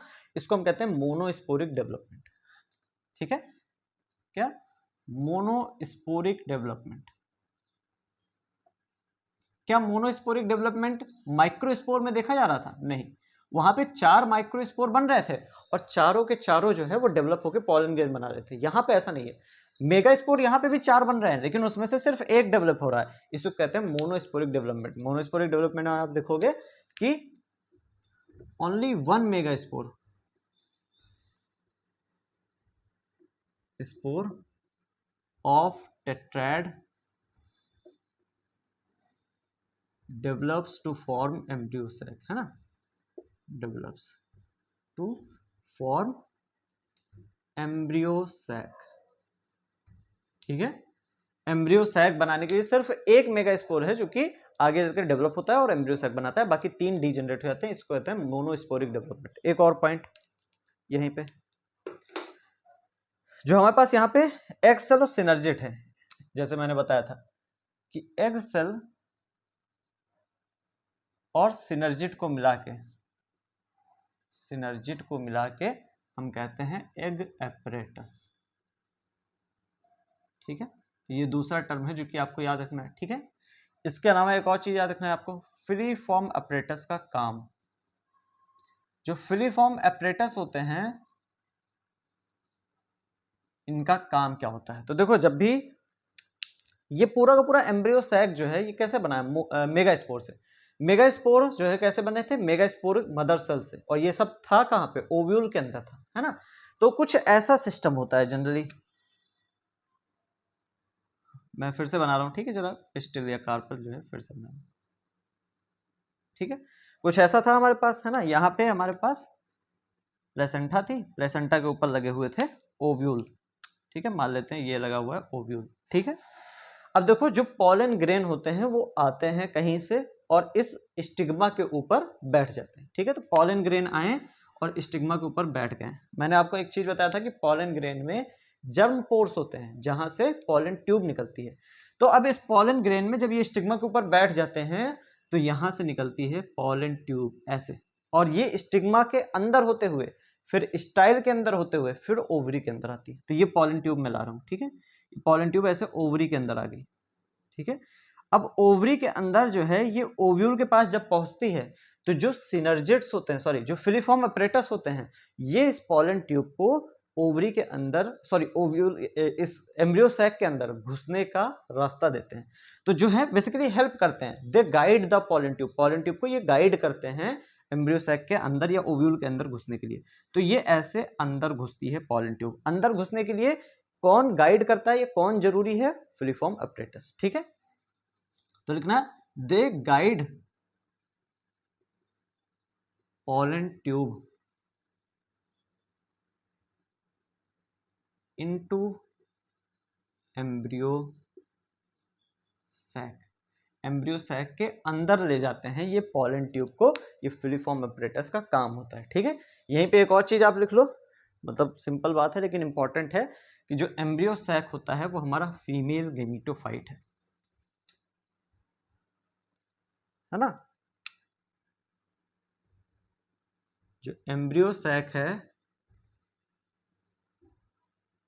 यही हमारा फीमेल गेमिटोफाइट है, मतलब इसी के अंदर फीमेल गेमीट होता है। उसी फीमेल गेमीट को हम गेमिटोफाइट, उसी फीमेल गेमीट को हम क्या कह रहे हैं, एग सेल। ठीक है, एग सेल बेसिकली क्या है, फीमेल गेमीट। तो यहाँ पे इंपॉर्टेंट चीज समझो, हमने मेल गेमीट बना लिया, हमने फीमेल गेमीट बना लिया। सेक्सुअल रिप्रोडक्शन के लिए मेल और फीमेल गेमीट बनाना होता है, फिर उनका फ्यूजन कराना होता है। तो अब हम फ्यूजन वाले पार्ट पे आएंगे। ठीक है, इसको नोट कर लो जल्दी से, फिर आगे बढ़ते हैं। हाँ, एक छोटा सा स्ट्रक्चर हमें और पढ़ना है, ओव्यूल का। ठीक है, तो देखो ओव्यूल के अंदर ही मैंने बताया था आपको मेगास्पोर मदर सेल होती है, ओव्यूल के अंदर ही मेगास्पोरोजेनेसिस होता है और वहीं पे एम्ब्रियो सैक फॉर्मेशन होता है। तो एम्ब्रियो सैक ये मैंने बना रखा है ओव्यूल के अंदर। ठीक है, ये एम एंड है, मतलब माइक्रोपाइलर एंड है। ठीक है, और देखो इसी वजह से मैंने उल्टा बना रखा है, देखो माइक्रोपाइलर एंड की तरफ एक्सेल है, एक्सेल और सिनर्जिड्स इस साइड है। ठीक है, एंटीपोडल इधर है, तो ये हो गया हमारा चलाजल एंड यानी सी एंड। तो एम एंड यानी माइक्रोपाइलर और यहाँ पे चलाजल एंड। ठीक है, अच्छा, ये ओव्यूल जो है मैंने बताया था प्लेसेंटा नाम का एक टिश्यू होता है जिसके ऊपर ओव्यूल अटैच होता है। तो प्लेसेंटा जो है वो ओव्यूल, प्लेसेंटा से ओव्यूल अटैच होता है फ्यूनिकल नाम के स्ट्रक्चर से। तो ये हमारा जो है डंडे के तरह का स्ट्रक्चर जो है इसे फ्यूनिकल कहते हैं। तो ये ओव्यूल को प्लेसेंटा से अटैच रखता है। ठीक है, जहां पे फ्यूनिकल आके ओव्यूल से अटैच होता है, देखो ये पॉइंट है ना, फ्यूनिकल एक डंडा है बेसिकली, ये डंडा यहाँ पे आके ओव्यूल से अटैच हुआ, उस जगह को हम हाइलम कहते हैं। ठीक है, तो हाइलम वो पॉइंट है जहां पे फ्यूनिकल जो है वो ओव्यूल से अटैच है। ठीक है, अच्छा, अब आगे बात करते हैं। तो यहाँ पे बीच में हमारे पास एम्ब्रियो सैक है, यहाँ पे मैंने बीच में आपको एम्ब्रियो सैक दिखा रखा है। एम्ब्रियो सैक के बगल बगल कई सारी सेल्स होती हैं जिन्हें हम न्यूक्लियस कहते हैं। न्यूक्लियस का काम आपको आगे समझ में आएगा। ठीक है, इसके अलावा ये पूरा का पूरा न्यूक्लियस और एम्ब्रियो सैक जो है वो कवर्ड होता है कुछ लेयर्स में, जो कि हम जिनको हम इंटेग्यूमेंट कहते हैं। तो इंटेग्यूमेंट आप देखो इस साइड भी है और इस साइड भी है। ठीक है, एक्सेप्ट यहाँ पे थोड़ी सी जगह बाकी है, मतलब इंटेग्यूमेंट्स ने 100% कवर नहीं कर रखा है, यहाँ पे थोड़ी सी जगह बाकी है। ये जो थोड़ी सी जगह बाकी है ना, इसे हम कहते हैं माइक्रोपाइल। इसी वजह से ये माइक्रोपाइलर एंड कहा जाता है, क्योंकि माइक्रोपाइल इस साइड होता है। समझ में आ गया।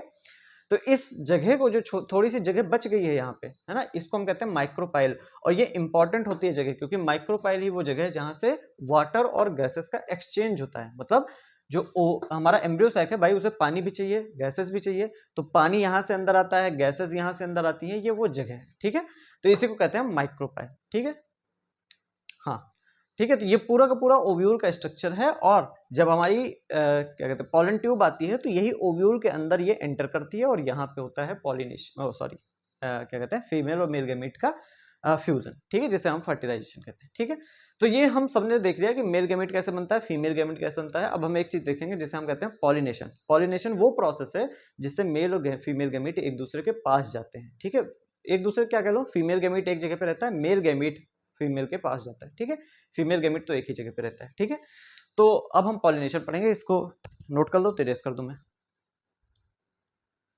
हाँ, पॉलिनेशन। ठीक है, मतलब पॉलिनेशन क्या होता है, transfer of pollen grain from anther to stigma of a flower. मतलब एंथर से हम पॉलन ग्रेन उठाएंगे और स्टिग्मा तक लेके जाएंगे, इसको हम पॉलिनेशन कहते हैं। ठीक है, ये कैसे होता है वो भी हम देखेंगे। सबसे पहले देख लेते हैं, इसके तीन तरह का होता है पॉलिनेशन, है ना। पॉलिनेशन 3 टाइप का होता है, ऑटोगैमी, जिटोनोगैमी और जीनोगैमी। ऑटोगैमी मतलब होता है transfer with in same flower, मतलब एक फ्लावर है जिसमें एंथर स्टिग्मा दोनों है, मतलब बाइसेक्सुअल फ्लावर हो गया, है ना। और उसी फ्लावर के एंथर से जो है पॉलन ग्रेन निकला और उसी फ्लावर के स्टिग्मा पे चला गया, इसको हम कहते हैं ऑटोगैमी। तो मतलब बगल बगल ही ट्रांसफर हो जाना। ठीक है, autogamy within same flower. ठीक है, जिटोनोगैमी क्या होता है, transfer from anther of a flower to stigma of another flower of same plant. मतलब हमारे पास एक प्लांट है जिसमें एक फ्लावर यहाँ पे मान लेते हैं, दूसरा फ्लावर यहाँ पे है, एक ही पेड़ के अंदर लेकिन। ठीक है, और इस फ्लावर से एंथर के अंदर से पॉलन ग्रेन निकलते हैं और इस वाले फ्लावर पे चले जाते हैं। तो जब एक ही फ्लावर, एक ही प्लांट के दो अलग अलग फ्लावर पर ट्रांसफर होता है तो उसे हम क्या कहते हैं, जिटोनोगेमी। तो transfer from anther of a flower to stigma of another flower, मतलब फ्लावर तो हमने चेंज कर दिया लेकिन प्लांट सेम है, सेम प्लांट। ठीक है, तीसरा है जीनोगेमी। जीनोगेमी में हम सब कुछ चेंज कर देते हैं। इसमें देखो क्या होता है, transfer of flower, transfer to flower of different plant. अब यहाँ पे हम दो अलग अलग पेड़ ले रहे हैं, एक पेड़ से एक से।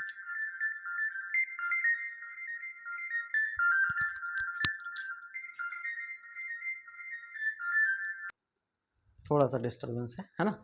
तो xenogamy transfer to flower of different flower, मतलब उन्होंने दो प्लांट ले लिए, एक प्लांट के फ्लावर से उठाया और पॉलन को दूसरे प्लांट के स्टिग्मा पे हमने डाल दिया, तो हमने सारी चीजें चेंज कर दी, तो ये जीनोगेमी हो गया। तीन तरह का पॉलिनेशन होता है। अब कुछ ऐसे प्लांट्स होते हैं जैसे ऑक्जेलिस, इंपॉर्टेंट है ये तीनों एग्जाम्पल, बहुत इंपॉर्टेंट, ठीक है। ऑक्जेलिस, कॉमेलिना और वायोला, ये तीन प्लांट ऐसे हैं जिनके अंदर दो अलग अलग तरह के फूल निकलते हैं, है ना, दो अलग अलग तरह के फूल।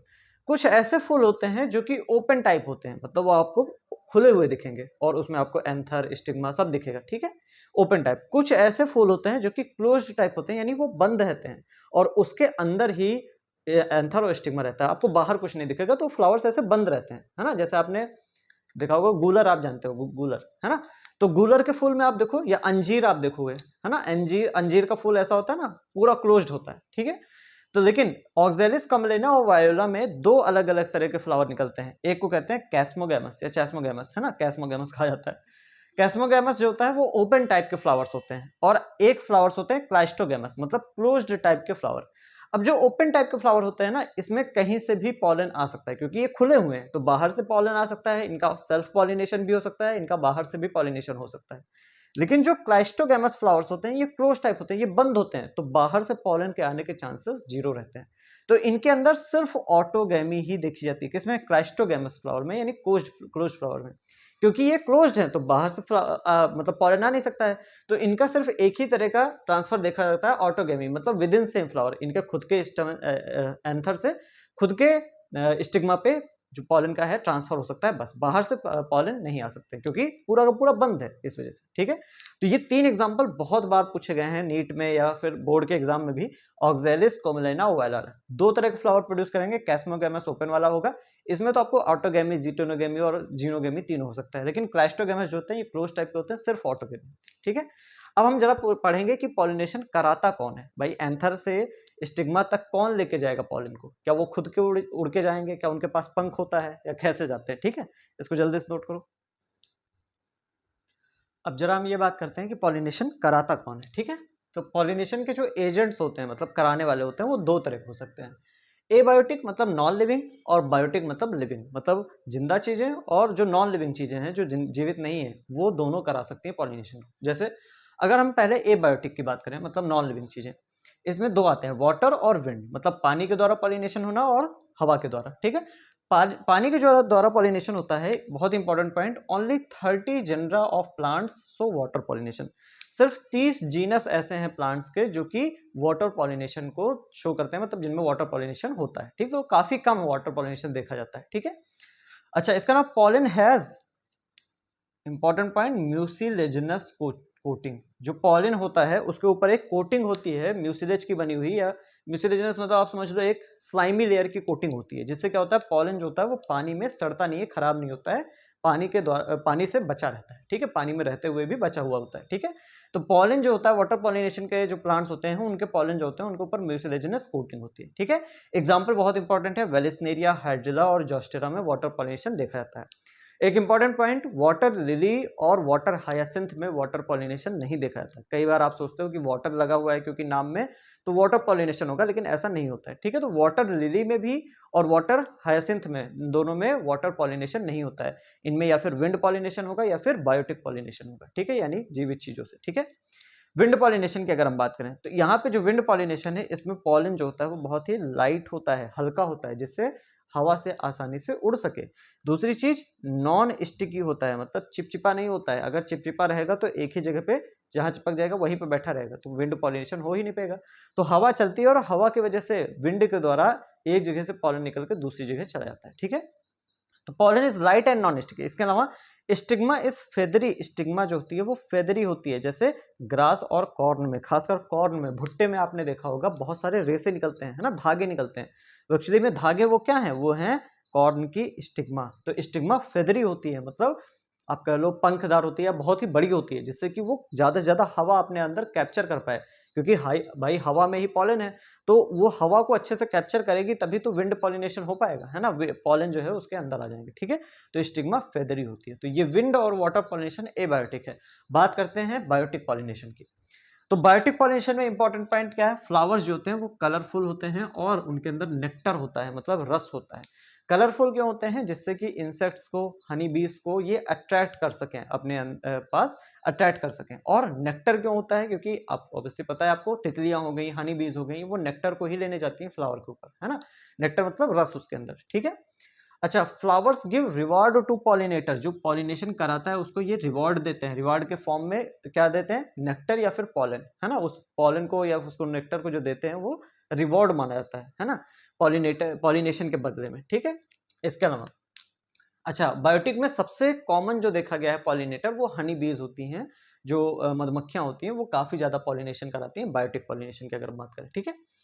पॉलन रॉबर में अगर बात करें, पॉलन रॉबर क्या होता है, take reward but don't pollinate flower, मतलब ऐसा ऐसा पॉलिनेटर है जिसने रिवॉर्ड तो ले लिया, मतलब उसने चाहे नेक्टर ले लिया चाहे पॉलन ले लिया, लेकिन उसने पॉलिनेशन नहीं कराया, तो उसको हम कहेंगे कि वो पॉलन रॉबर है ना। तो उसने रिवॉर्ड ले लिया लेकिन उसने पॉलिनेशन नहीं कराया, ठीक है। और ये जो है कई बार, जैसे मान लेते हैं एक हनी बी है, उसने एक फ्लावर से नेक्टर उठाया, दूसरे फ्लावर में वो बैठे ही नहीं, है ना, तो भाई पॉलिनेशन हो ही नहीं पाएगा, है ना। तो ऐसा कई बार हो सकता है, कोई दिक्कत नहीं, ठीक है।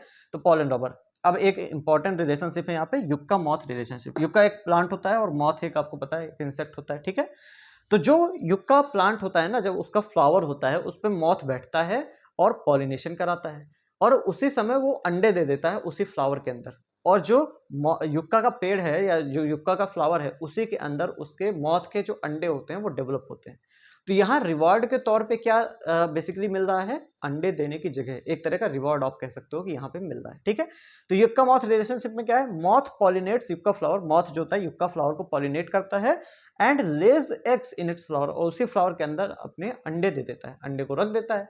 तो इसके वजह से क्या है, दोनों का फायदा होगा, युक्का का है क्या, उसका पॉलिनेशन हो गया, तो ये फायदा हो गया। मॉथ को जो है वो अंडे रखने के लिए सेफ एक जगह मिल गई, तो ये मॉथ का पॉलिनेशन हो गया, मतलब फायदा हो गया। तो इसी को कहते हैं सिम्बायोटिक रिलेशनशिप, ठीक है। 12th में अभी आगे पढ़ोगे आप, तो सिम्बायोटिक रिलेशनशिप होता है युक्का और मॉथ के बीच में, ठीक है। तो यहाँ पे अंडे देने की जगह एक रिवॉर्ड आप कह सकते हो युक्का प्लांट ने दिया है मॉथ को पॉलिनेशन के बदले में, ठीक है। तो ये पॉलिनेशन के एजेंट्स हो गए, इसको नोट करो, फिर आगे बढ़ते हैं। अगला टॉपिक है हमारा आउटब्रीडिंग डिवाइसेस। ये कुछ डिवाइसेस होते हैं, कुछ तरीके होते हैं बेसिकली, जो कि प्लांट अपने अंदर डेवलप करता है। और क्यों डेवलप करता है, टू अवॉइड इनब्रीडिंग डिप्रेशन, यानी इनब्रीडिंग डिप्रेशन को रोकने के लिए। अब आउटब्रीडिंग डिवाइस समझने के लिए पहले आपको इनब्रीडिंग डिप्रेशन पता होना चाहिए। क्या होता है इनब्रीडिंग डिप्रेशन, तो देखो कई बार क्या होता है, जब कॉन्टिन्यूअस सेल्फ पॉलिनेशन होता है, सेल्फ पॉलिनेशन समझ, तो मान लो एक प्लांट है, उसी प्लांट के अंदर जो फ्लावर है वो मान लेते बाइसेक्सुअल है, मतलब उसमें एंथर भी है और स्टिग्मा भी है, ठीक है, मतलब मेल और फीमेल पार्ट दोनों है। अब लगातार सेल्फ पॉलिनेशन होता है उस फ्लावर में, है ना, लगातार सेल्फ पॉलिनेशन हो रहा, और जब भी लगातार सेल्फ पॉलिनेशन होता है तो उससे क्या होता है, टाइम के साथ जो हार्मफुल जीन्स होते हैं उस प्लांट के, हार्मफुल जीन्स मतलब जैसे उस प्लांट में मान लेते हैं एक ऐसा जीन है जो कि फ्लावर फ्रूट का साइज एकदम छोटा कर देता है, या मान लेते हैं सीड जो है उसकी, सीड की जो कवरिंग होती है उसको वीक कर देता है, ऐसा जीन है उस फ्लावर उस पेड़ के अंदर। लेकिन वो जीन जो है वो छुपा हुआ रहता है, नॉर्मली वो शो नहीं करता है। लेकिन जब आप कॉन्टिन्यूअस सेल्फ पॉलिनेशन कराते हैं तो जो हार्मफुल जीन्स होते हैं किसी भी ऑर्गेनिज्म को, चाहे वो प्लांट हो चाहे एनिमल्स, जो हार्मफुल जीन होते हैं वो सामने आने लगते हैं, शो करने लगते हैं। इसको हम कहते हैं इनब्रीडिंग डिप्रेशन, ठीक है। तो मान लेते हैं एक फ्लावर है, उसके अंदर मेल फीमेल पार्ट दोनों है और लगातार पॉलिनेशन हो रहा है, सेल्फ पॉलिनेशन, और लगातार जो है उसी एक फ्लावर के अंदर या कह लो उसी एक पेड़ के अंदर लगातार ब्रीडिंग होती जा रही है, इसको हम कहेंगे सेल्फ ब्रीडिंग या इनब्रीडिंग कहेंगे, ठीक है। तो लगातार जब इनब्रीडिंग होती है तो जो उस पेड़ के खराब जीन्स होंगे वो सामने आने लगेंगे, उभर के आने लगेंगे, ठीक है। उसका हो सकता है कि सीड का जो कोट है वो पतला हो जाए, हो सकता है उसका फ्लावर अच्छा ना हो, या कुछ ना कुछ ऐसा, उसका फ्रूट जो है वो छोटा सा हो जाए, ऐसा, है ना। इस टाइप के अलग अलग जीन्स जो है वो शो करने लगेंगे अपने आप को, वो सामने दिखने लगेंगे। नॉर्मली वो जीन्स होते हैं लेकिन हिडन होते हैं। तो लगातार कॉन्टिन्यूअस जब सेल्फ पॉलिनेशन होता है तो ये सामने जीन्स जो है वो सामने दिखने लगते हैं, और इसे कहते हैं इनब्रीडिंग डिप्रेशन। डिप्रेशन मतलब कमी हो जाना। तो जो अब नया प्लांट बनता है वो क्या होता है, कमजोर होता है, प्रोजेनी जो बनती है, जो संतानें बनती हैं वो कमजोर होती है, ठीक है। तो इनब्रीडिंग डिप्रेशन क्या है, due to continuous self pollination, लगातार सेल्फ पॉलिनेशन से harmful genes of organism become to show up, जो हार्मफुल जीन होते हैं वो सामने आने लगते हैं, शो अप, है ना, लीडिंग टू वीकर प्रोजेनीज, जिससे कि जो नॉर्मल जो अगला पेड़ आएगा या अगली जो जनरेशन आएगी वो वीक होगी वो पुराने वाले जनरेशन से, ठीक है। तो इसको कहते हैं इनब्रीडिंग डिप्रेशन। अब इनब्रीडिंग ना हो इसके लिए प्लांट्स क्या करते हैं, आउटब्रीडिंग डिवाइसेस को अपने अंदर डेवलप करते हैं। 4 आउटब्रीडिंग डिवाइसेस है, जैसे पहले हम बताते हैं। अच्छा, आउटब्रीडिंग डिवाइसेस का काम क्या होगा? इनब्रीडिंग डिप्रेशन को रोकना। कैसे रोकेंगे? सेल्फ पॉलिनेशन ना होने देना। भाई लगातार सेल्फ पॉलिनेशन होगा तभी इनब्रीडिंग डिप्रेशन आएगा। सेल्फ पॉलिनेशन अगर नहीं होगा तो इनब्रीडिंग डिप्रेशन नहीं आएगा। तो देखो पहला तरीका सेल्फ पॉलिनेशन रोकने के लिए, pollen release and stigma receptivity is not synchronised. मतलब मान लेते हैं एक पेड़ है यहाँ पे और ये पेड़ है यहाँ पे और इससे पॉलन निकल गया, ठीक है, और यहाँ पे है स्टिग्मा हमारे पास, ठीक है, ये स्टिग्मा है हमारे पास। जब पॉलन यहाँ पे आके स्टिग्मा पे बैठा तो पॉलिनेशन तो हो गया, लेकिन ये पॉलन जर्मिनेट नहीं करेगा। क्यों? क्योंकि अभी स्टिग्मा जो है उसकी रिसेप्टिविटी है ही नहीं, मतलब इस समय स्टिग्मा जो है वो रिसीव करेगी ही नहीं पॉलन को। तो इससे क्या होता है कि अपना खुद का जब पेड़ का पॉलन आ जाता है तो ये स्टिग्मा उस समय तैयार ही नहीं है जब अपने पेड़ का खुद का पॉलन आया है, तो सेल्फ पॉलिनेशन यहाँ पे नहीं हो पाता। तो जिस समय पॉलन रिलीज होगा उस समय स्टिग्मा की रिसेप्टिविटी नहीं होगी, और जब स्टिग्मा की रिसेप्टिविटी होगी मतलब स्टिग्मा जब तैयार हो जाएगा पॉलन को रिसीव करने के लिए, तब उस पेड़ का पॉलन रिलीज नहीं होगा। तो दो में से एक दूसरे का टाइम जो है चेंज हो जाएगा, टाइम चेंज हो जाएगा मतलब सिंक्रोनाइजेशन नहीं होगा, एक साथ नहीं होंगे दोनों, और अगर एक साथ नहीं होंगे तो इनब्रीडिंग नहीं हो पाएगी या सेल्फ पॉलिनेशन नहीं हो पाएगा, है ना, सेल्फ पॉलिनेशन नहीं हो पाएगा। ठीक है, प्लेसमेंट ऑफ, दूसरा तरीका देखो, ये पहला तरीका, दूसरा placement of female and male and female flower in such a way that pollen of same plant can not reach stigma of the same plant. यानी मेल और फीमेल फ्लावर को इस तरीके से पेड़ के अंदर रखा जाएगा कि जो खुद का पॉलन है वो खुद के फ्लावर के अंदर ना जा। ठीक है, इसके अलग अलग तरीके हो सकते हैं कि मेल फ्लावर एक साइड है, फीमेल फ्लावर दूसरे साइड है, दोनों एक दूसरे के दूर दूर है, या एक ऊपर है एक नीचे, जिसकी वजह से नहीं हो पा रहा। किसी न किसी वजह से जो मेल और फीमेल फ्लावर है उनकी प्लेसमेंट मतलब उनकी जगह ऐसी मतलब होगी कि जो खुद का पॉलन है मतलब pollen of same plant can not reach stigma of same plant. उसी पॉलन के उस पॉलन का, उस प्लांट का पॉलन जो है उसी के स्टिग्मा पे नहीं जा पाएगा, तो यहाँ पे भी सेल्फ पॉलिनेशन नहीं हो पाएगा। ठीक है, अच्छा तीसरा तरीका क्या है? Self incompatibility. सेल्फ इनकम्पैटिबिलिटी क्या होती है? आपको पता है कंपैटिबल मतलब होता है, आप कह लो हमारे और किसी और के सामने वाले के विचार का मिलना है ना, या फिर हम एक दूसरे के साथ रह सकते हैं, है ना। या अगर नॉर्मल एक देखते हो तो आप जब चार्जर खरीद के लाते हो फोन का, तो आप कहते हो कि ये फोन का जो चार्जर है वो मेरे फोन से कंपैटिबल होना चाहिए, है ना, ये कह सकते हो। तो यहाँ पे इनकम्पैटिबिलिटी है, मतलब क्या होगा? Pollen of a plant can not germinate on stigma of same plant. अगर पॉलन जो है वो निकला और खुद ही के प्लांट के स्टिग्मा पे आ गया तो जर्मिनेट ही नहीं कर पाएगा। जो स्टिग्मा होगा वो पहचान लेगा कि ये मेरे ही प्लांट का पॉलन है और उस पॉलन को वो रिजेक्ट कर देगा। इसे कहते हैं सेल्फ इनकम्पैटिबिलिटी। मतलब हमारा जो एक पेड़ है उसके खुद का पॉलन अगर उसके स्टिग्मा पे आ गया तो वो जर्मिनेट ही नहीं करेगा, है ना, ये होता है सेल्फ इनकम्पैटिबिलिटी।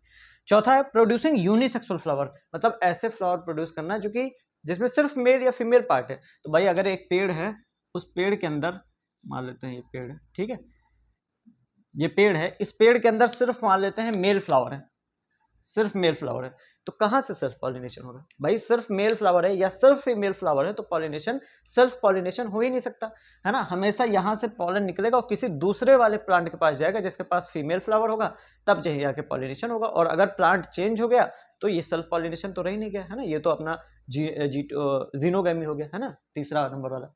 ठीक है, तो यहाँ पे सेल्फ पॉलिनेशन फिर से नहीं हो पाएगा जब यूनिसेक्सुअल फ्लावर जो है प्लांट प्रोड्यूस करेगा। ठीक है, तो ये 4 तरीके हैं जिसको हम कहते हैं आउटब्रीडिंग डिवाइसेस। और ये आउटब्रीडिंग डिवाइसेस क्यों है? इनब्रीडिंग डिप्रेशन को रोकने के लिए। ठीक है, ठीक है, इसका स्क्रीनशॉट ले लो फिर हम आगे बढ़ते हैं।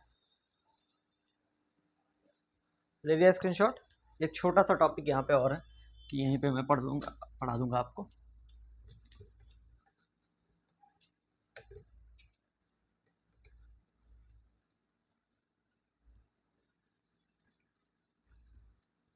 और बताओ क्या चल रहा है जिंदगी में? सब ठीक है? तो एक छोटा सा टॉपिक यहाँ पे और है, बेसिकली प्लांट ब्रीडिंग के बारे में थोड़ा सा हमें जानना है। ठीक है, प्लांट ब्रीडिंग के बारे में थोड़ा सा जानना है। ठीक है, तो देखो मान लेते हैं हमारे पास में दो पेड़ बना रहा आम का। ठीक है, एक आम का पेड़ ये है और एक आम का पेड़ ये है। ठीक है, ये वाला जो पेड़ है उसके अंदर मैं आम दे रहा हूँ, देखो ऐसा कुछ आम है। ठीक है, और ये वाला जो पेड़ है उसका आम कुछ ऐसा है, मतलब बड़ा सा है। ठीक है, अच्छा, इसके अलावा हमने देखा कि ये जो पेड़ है ये जल्दी ही इफेक्ट हो जाता है पानी की कमी से। हल्का सा पानी की कमी हुई तो ये पेड़ जो है वो तुरंत इसके फल जो है वो अच्छे नहीं होंगे या फिर ऐसा कुछ होगा, ठीक है। लेकिन इस पेड़ में अगर पानी की कमी थोड़ा बहुत हो जाए तब भी ये कोई दिक्कत नहीं है। इसके अंदर अगर पानी की कमी हो तब भी इसके फल अच्छे आएंगे, हर चीज इसका अच्छा होगा। मतलब ये अच्छा पेड़ है, ये थोड़ा कम अच्छा पेड़ है। हम चाहते हैं कि इन दोनों का क्रॉस कराया जाए जिससे कि इन दोनों की प्रॉपर्टीज मिल जाए। प्रॉपर्टीज क्या है मान लेते हैं, इसके अंदर स्वीट फ्रूट होता है, स्वीट आम। जो आम होता है वो काफी ज्यादा मीठा होता है, उसके अंदर उतना मीठा नहीं होता लेकिन उसके अंदर साइज बड़ा है ना, बिग आम ना, आम का साइज बड़ा है। तो अगर हम इन दोनों का क्रॉस कराते जाएं तो एक टाइम तो आएगा ही जहां पे हमें एक ऐसा पेड़ मिलेगा, इन दोनों का एक ऐसा बच्चा मिलेगा जिसका आम बड़ा भी होगा और मीठा भी होगा। तो हम इसी वजह से इनका क्रॉस कराना चाह रहे हैं। लेकिन इनका क्रॉस कराने में एक चीज, दो चीजें हमें ध्यान देनी होती हैं। जैसे मान लेते हैं इसका हम पॉलन ले रहे हैं, ये एंथर है, यहां से ऐसे पॉलन निकलेगा है ना, इसका हम पॉलन लेंगे और इसके स्टिग्मा पे लेके जाना चाह रहे हैं, ठीक है, इसके स्टिग्मा पे लेके आ रहे हैं, ठीक है। लेकिन स्टिग्मा तो इसके पास भी है भाई। मान लेते हैं यहाँ पे जो फ्लावर है वो बाइसेक्सुअल है, ठीक है। तो देखो इसके पास भी एंथर और स्टिग्मा है, इसके पास भी एंथर और स्टिग्मा है, लेकिन हम इसका पॉलन उठा के इसके स्टिग्मा पे डालना चाह रहे हैं। तो इसके लिए हम क्या करते हैं, या इसका पॉलन उठा के इसके स्टिग्मा पे, कुछ भी ऐसा करना चाह रहे हैं, तो इसके लिए सबसे पहले हम क्या करते हैं, एक स्टेप होता है इमैस्कुलेशन। इमैस्कुलेशन, ठीक है। हम क्या करेंगे, इसका पॉलन उठाएंगे और इसके ऊपर लाने से पहले इसका जो मतलब स्टमेन था उसको हम काट देंगे, उसको काट के हटा देंगे। इसी को हम कहते हैं इमैस्कुलेशन। इमैस्कुलेशन क्या होता है, removal of anther from a plant. Anther किसी एक प्लांट से एंथर का हटा देना, इसको इमैस्कुलेशन कहते हैं। इमैस्कुलेशन हमने किया क्यों, क्योंकि हम पॉलन यहां वाला लाना चाह रहे थे। हो सकता था कि इस वाले एंथर का पॉलन ही इस पे गिर जाता, जो कि हम नहीं चाहते, है ना। हम चाहते क्या है कि यहाँ वाला पॉलन यहाँ पे आए, है ना। यहाँ वाला एंथर हमने इसीलिए हटा दिया कि सेल्फ पॉलिनेशन ना हो जाए। भाई इस पेड़ का इस पेड़ से क्रॉस कराना है, इसका इसी से क्रॉस नहीं कराना है। तो इसी वजह से यहाँ जो एंथर था वो हमने हटा दिया और इसी को हमने कहा इमैस्कुलेशन। तो इमैस्कुलेशन क्या होता है, रिमूवल ऑफ एंथर, एंथर, ठीक है। सबसे पहला काम हम ये करेंगे। फिर हम क्या करेंगे, ये जो पॉलन है इसको उठाएंगे और इसके ऊपर लेके रख देंगे, ठीक है। ये हमने पॉलन डाल दिया, ये हमने पॉलन डाल दिया, ये पॉलन जर्मिनेट करेंगे ऐसे ऐसे, है ना, इनके अंदर ट्यूब निकलेगी ऐसे ऐसे, ठीक है। तो हमने यहाँ पे पॉलन डाल दिया। अब लेकिन एक और बात है भाई, दो ही पेड़ तो है नहीं यहाँ पे।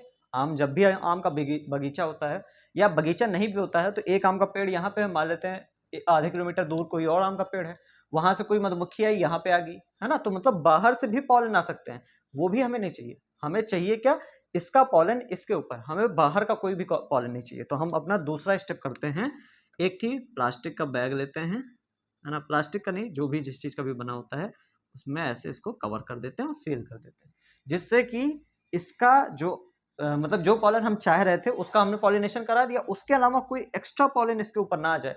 इसी वजह से हमने क्या कर दिया, इसकी बैगिंग कर दी। तो ये दूसरा स्टेप जो होता है वो होता है बैगिंग, बैगिंग, है ना। बैगिंग में क्या करते हैं, जो इमैस्कुलेटेड फ्लावर है, मतलब जिसका इस इमैस्कुलेशन ऑलरेडी हम कर चुके हैं, उसको हम बैग में कवर कर देते हैं टू प्रिवेंट अनवांटेड पॉलिनेशन, ठीक है। इमैस्कुलेटेड flower is bagged, is covered in bag, is covered by a bag to prevent unwanted pollination। Unwanted pollination को रोकने के लिए हम करते हैं, ठीक है। अनवांटेड पॉलिनेशन को रोकने के लिए हम बैगिंग कर देते हैं। तो यही आपको थोड़ा सा समझना था, इमैस्कुलेशन ऑफ बैगिंग, ठीक है। इसको नोट करो, फिर आगे बढ़ते हैं। अब हम आएंगे फर्टिलाइजेशन पे, ठीक है। तो हमने देखो मेल गैमीट कैसे बना ये हमने देख लिया, फीमेल गैमीट कैसे बना हमने ये देख लिया, मेल गैमीट फीमेल के पास कैसे गया ये भी हमने देख लिया, है ना। पॉलन ग्रेन्स का ट्रांसफर यानी पॉलिनेशन वो भी हमने देख लिया। अब हम देखेंगे फर्टिलाइजेशन यानी fusion of male and female gamete, female और मेल गैमीट का फ्यूजन कैसे होता है। तो देखो हमारे पास एंथर था जिसके अंदर मेल गैमीट्स थे, मतलब जिसके अंदर पॉलन ग्रेन्स थे। ये पॉलन ग्रेन्स जो होते हैं वो किसी ना किसी तरीके से पॉलिनेशन से ये आ जाते हैं स्टिग्मा पे, मतलब यहाँ पे, और यहाँ पे ये ऐसे लैंड कर जाते हैं, है ना। ये पॉलन ग्रेन्स हैं स्टिग्मा के ऊपर, ठीक है। फिर इन पॉलन ग्रेन्स में से एक ट्यूब निकलती है जिसे हम पॉलन ट्यूब कहते हैं, ठीक है। और ये पॉलन ट्यूब ऐसे डेवलप होती चली जाती है, ठीक है। ऐसे डेवलप होते होते ये ट्यूब जो है वो पहुंच जाती है किसके पास, ओव्यूल के पास। ओव्यूल के अंदर क्या है, एम्ब्रियो सैक, ठीक है। मेल गैमीटोफाइट ये है और एम्ब्रियो सैक क्या है, फीमेल गैमीटोफाइट। मेल गैमीटोफाइट के अंदर मेल गैमीट्स थे और एम्ब्रियो सैक के अंदर है फीमेल गैमीट, ठीक है। तो मेल गैमीट और फीमेल गैमीट का फ्यूजन कराना है हमें। मेल गैमीट जो है वो फीमेल तक कैसे पहुंचेंगे, इसी पॉलन ट्यूब से होते हुए। तो ये पॉलन ट्यूब ऐसे लंबी होते चली जाती है और ये आगे ऐसे बढ़ते बढ़ते यहाँ एंटर कर जाती है किसके अंदर, एम्ब्रियो सैक के अंदर। तो पॉलन ट्यूब जब एम्ब्रियो सैक के अंदर एंटर कर जाती है तो यहाँ पे देखो, जैसे ये पॉलन ग्रेन है, पॉलन ग्रेन में से ऐसे पॉलन ट्यूब जर्मिनेट हुई है, ठीक है। जो पॉलन ग्रेन के अंदर 2 मेल गैमीट है ना। अभी मैंने बताया था आपको शुरुआत में, पॉलन ग्रेन के अंदर कितने मेल गैमीट है, 2 मेल गैमीट। ये दोनों मेल गैमीट ऐसे नीचे की ओर आने लगते हैं, ठीक है। ये ऐसे नीचे की ओर आने लगते हैं और यहाँ से आते आते आते एम्ब्रियो सैक के अंदर चले जाते हैं, ठीक है।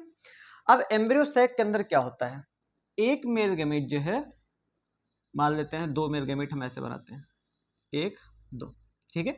एम्ब्रियो सैक के अंदर होता क्या है, एक मेल गैमीट जो है वो जाके फीमेल गैमीट यानी एग सेल से फ्यूज कर जाता है, ठीक है। एक मेल गैमीट जाके एग सेल से फ्यूज कर जाता है। Male gamete fuses with egg cell और इसी फ्यूजन को हम क्या कहते हैं, फर्टिलाइजेशन। मेल और फीमेल गैमीट का फ्यूजन, ठीक है। तो मेल गैमीट और एग सेल यानी फीमेल गैमीट एक दूसरे से फ्यूज कर जाते हैं जिससे बनता है जाइगोट और हो गया फर्टिलाइजेशन। इसी फर्टिलाइजेशन को हम सिनगैमी भी कहते हैं। तो एनसीईआरटी कहता है आप फर्टिलाइजेशन भी बोल सकते हो, आप सिनगैमी भी बोल सकते हो, दोनों टर्म आप यूज कर सकते हो, ठीक है। तो एक मेल गैमीट का तो हमें पता चल गया, ये दूसरे वाले का क्या होता है। तो जो दूसरा वाला मेल गैमीट है वो यहां से जाके पोलर न्यूक्लियाई से फ्यूज कर जाता है। अब यहाँ पे ये स्पेशल चीज होती है, ठीक है। एक तो फर्टिलाइजेशन हमारा यहाँ पे हो गया फ्यूजन, दूसरा फ्यूजन हो गया यहाँ पे हमारा जब मेल गैमीट जाके पोलर न्यूक्लियाई से फ्यूज कर गया। तो यहाँ पे देखो, जो हमारा मेल गैमीट था वो पोलर न्यूक्लियाई से जाके फ्यूज कर रहा और इससे बनता है प्राइमरी एंडोस्पर्म न्यूक्लियस।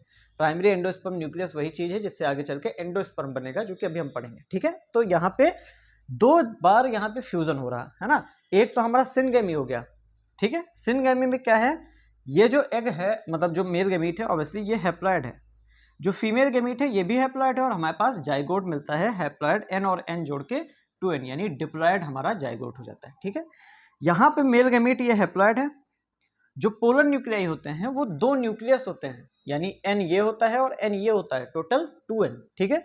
तो पोलर न्यूक्लियाई कैसे होते हैं, 2 न्यूक्लियस होते हैं, दोनों मिला के 2n होता है, n और n। तो n यहाँ था, 2n यहाँ पे हो गया, तो प्राइमरी एंडोस्पर्म न्यूक्लियस जो बनेगा वो कैसा होगा, 3n यानी ट्रिप्लॉइड होगा। तो एक स्ट्रक्चर हमारा डिप्लॉइड मिला जाइगोट और एक स्ट्रक्चर ट्रिप्लॉइड मिला, ठीक है। और क्योंकि यहाँ पे ट्रिप्लॉइड स्ट्रक्चर मिल रहा है इसी वजह से हम ट्रिपल फ्यूजन कहते हैं, मतलब 3 चीजों का फ्यूजन हो रहा है।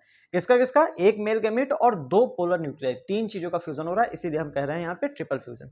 तो हमारे जो पेड़ होते हैं, जो एंजियोस्पर्म्स होते हैं, उनके अंदर क्या पाया जाता है, सिनगैमी और ट्रिपल फ्यूजन, 2 तरह के फर्टिलाइजेशन होते हैं और इसी वजह से हम कहते हैं एंजियोस्पर्म्स के अंदर डबल फर्टिलाइजेशन पाया जाता है। 2 फर्टिलाइजेशन हमने क्यों कहा, क्योंकि एक मेल गैमीट फीमेल गैमीट से फ्यूज करता है, ये एक फर्टिलाइजेशन हो गया जिसे हम सिनगैमी कहते हैं। दूसरा फर्टिलाइजेशन क्या है, मेल गैमीट और पोलर न्यूक्लियाई, ये दूसरा फर्टिलाइजेशन हो गया जिसे हम ट्रिपल फ्यूजन कहते हैं। तो इसी वजह से हम कहते हैं एंजियोस्पर्म्स के अंदर डबल फर्टिलाइजेशन पाया जाता है, ठीक है। तो फर्टिलाइजेशन आपको समझ में आएगा, ट्रिपल फ्यूजन क्यों कहते हैं ये समझ में आ गया आपको, डबल फर्टिलाइजेशन क्यों कहते हैं, ठीक है। इसको नोट करो फिर हम आगे बढ़ते हैं।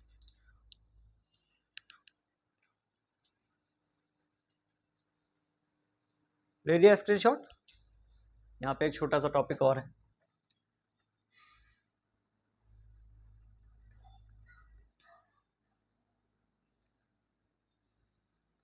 देखो यहाँ पे जो जाइगोट बनता है ना, अब इससे एम्ब्रियो बनेगा, लेकिन एम्ब्रियो जो है वो अलग अलग स्टेजेस में बनता है, ठीक है। तो वही चीज यहाँ पे मैं लिख रहा हूँ। तो जो जाइगोट होता है ये यहीं से शुरू कर देते हैं। जाइगोट जो है ये चेंज होता है प्रो एम्ब्रियो में, प्रो एम्ब्रियो में, फिर प्रो एम्ब्रियो से जाता है ये ग्लोबुलर एम्ब्रियो में, ठीक है, ग्लोबुलर एम्ब्रियो में। फिर ग्लोबुलर एम्ब्रियो से ये जाता है हार्ट शेप एम्ब्रियो में, हार्ट शेप एम्ब्रियो में, और हार्ट शेप एम्ब्रियो से ये चेंज होता है मैच्योर एम्ब्रियो में,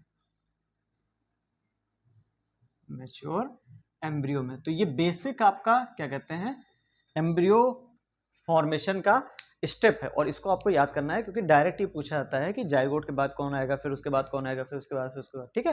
तो जाइगोट जो है वो पहले प्रो एम्ब्रियो में चेंज होता है, फिर ग्लोबुलर एम्ब्रियो में, फिर हार्ट शेप, उसके बाद आखिरी में जो एम्ब्रियो बनता है उसको हम मैच्योर एम्ब्रियो कह देते हैं, ठीक है। ऐसे ही जो प्राइमरी एंडोस्पर्म न्यूक्लियस होता है, थोड़ा सा तो इरेज कर देता हूँ, ठीक है।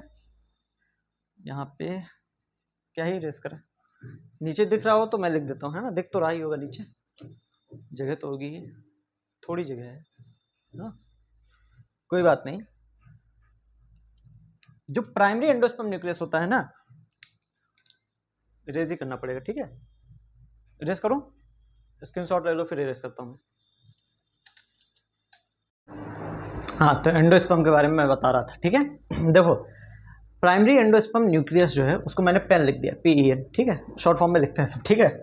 तो ये बना कैसे आपको पता है, दो हमारे पास क्या थे, पोलर न्यूक्लियाई, ये पोलर न्यूक्लियाई हैं, इनसे मेल गेमेट फ्यूज हुआ जिससे प्राइमरी एंडोस्पर्म न्यूक्लियस बना।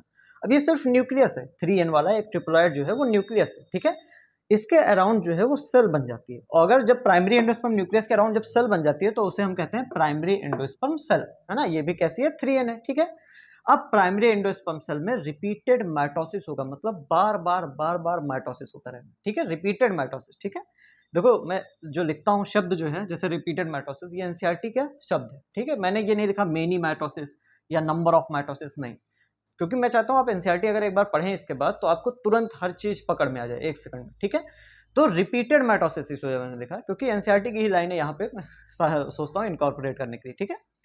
तो रिपीटेड माइटोसिस मतलब लगातार माइटोसिस होता है जिससे बनता है एंडोस्पर्म, ठीक है। तो लास्ट में हम जब पहले पेन होता है, फिर PEC यानी प्राइमरी एंडोस्पर्म सेल बनती है, उसमें लगातार माइटोसिस होता है तो बनता है जो उसे हम कहते हैं एंडोस्पर्म, और ये भी 3N होता है ना। एंडोस्पर्म की सेल्स जो होती है वो 3N होती है, ट्रिप्लॉइड होती है, ठीक है।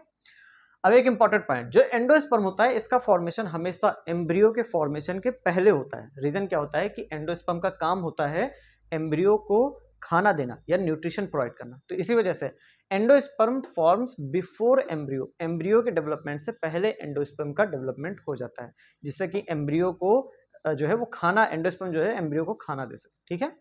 दूसरा पॉइंट देखो, endosperm provides nutrition to embryo, बता ही दिया है ना, क्यों डेवलपमेंट पहले होता है, क्योंकि एंडोस्पर्म का काम होता है एम्ब्रियो को न्यूट्रिशन प्रोवाइड करना, ठीक है। अच्छा, अब जो है वो एम्ब्रियो जो है वो एंडोस्पर्म को खाता रहता है। कुछ ऐसे सीड होते हैं जिसमें एम्ब्रियो जो है वो एंडोस्पर्म को पूरा नहीं खा पाता है, कुछ ना कुछ एंडोस्पर्म बच जाता है। ऐसे सीड्स को हम एंडोस्पर्मिक या एल्ब्यूमिनस सीड कहते हैं, जैसे बार्ले, वेट, मेज और कोकोनट, है ना। कोकोनट खासकर आपने देखा है, कोकोनट का जो पानी होता है या सफेद वाला भाग जो आप खाते हो वो एंडोस्पर्म खाते हो एक्चुअली, है ना। जो आप कोकोनट वाटर पीते हो, नारियल पानी, वो एंडोस्पर्म पीते हो एक्चुअली, ठीक है। तो एंडोस्पर्मिक सीड मतलब ऐसे सीड जिसमें एम्ब्रियो ने एंडोस्पर्म को पूरा नहीं खाया, तो एंडोस्पर्म बचा हुआ है। बार्ले में, वेट में, मेज में, कोकोनट में एंडोस्पर्म बचा होता है, और ये लगातार क्वेश्चन पूछा जाता है नीट में और बोर्ड्स में भी, ठीक है। नॉन एंडोस्पर्म सीड मतलब ऐसा सीड जहां पे एम्ब्रियो ने एंडोस्पर्म को पूरा खा गया है ना। एम्ब्रियो जो है उसने पूरा एंडोस्पर्म यूज कर दिया, तो एंडोस्पर्म नहीं बचा, इसलिए नॉन एंडोस्पर्मिक सीड, या इसी को नॉन एल्ब्यूमिनस सीड कहते हैं। कौन सा है, पी ग्राउंडनट और ग्राउंडनट और बीन, ठीक है। तो पी ग्राउंडनट, बीन ये कैसे हैं, नॉन एल्ब्यूमिनस या नॉन एंडोस्पर्मिक सीड है, और बार्ले, वेट, मेज, कोकोनट ये एल्ब्यूमिनस है, ठीक है।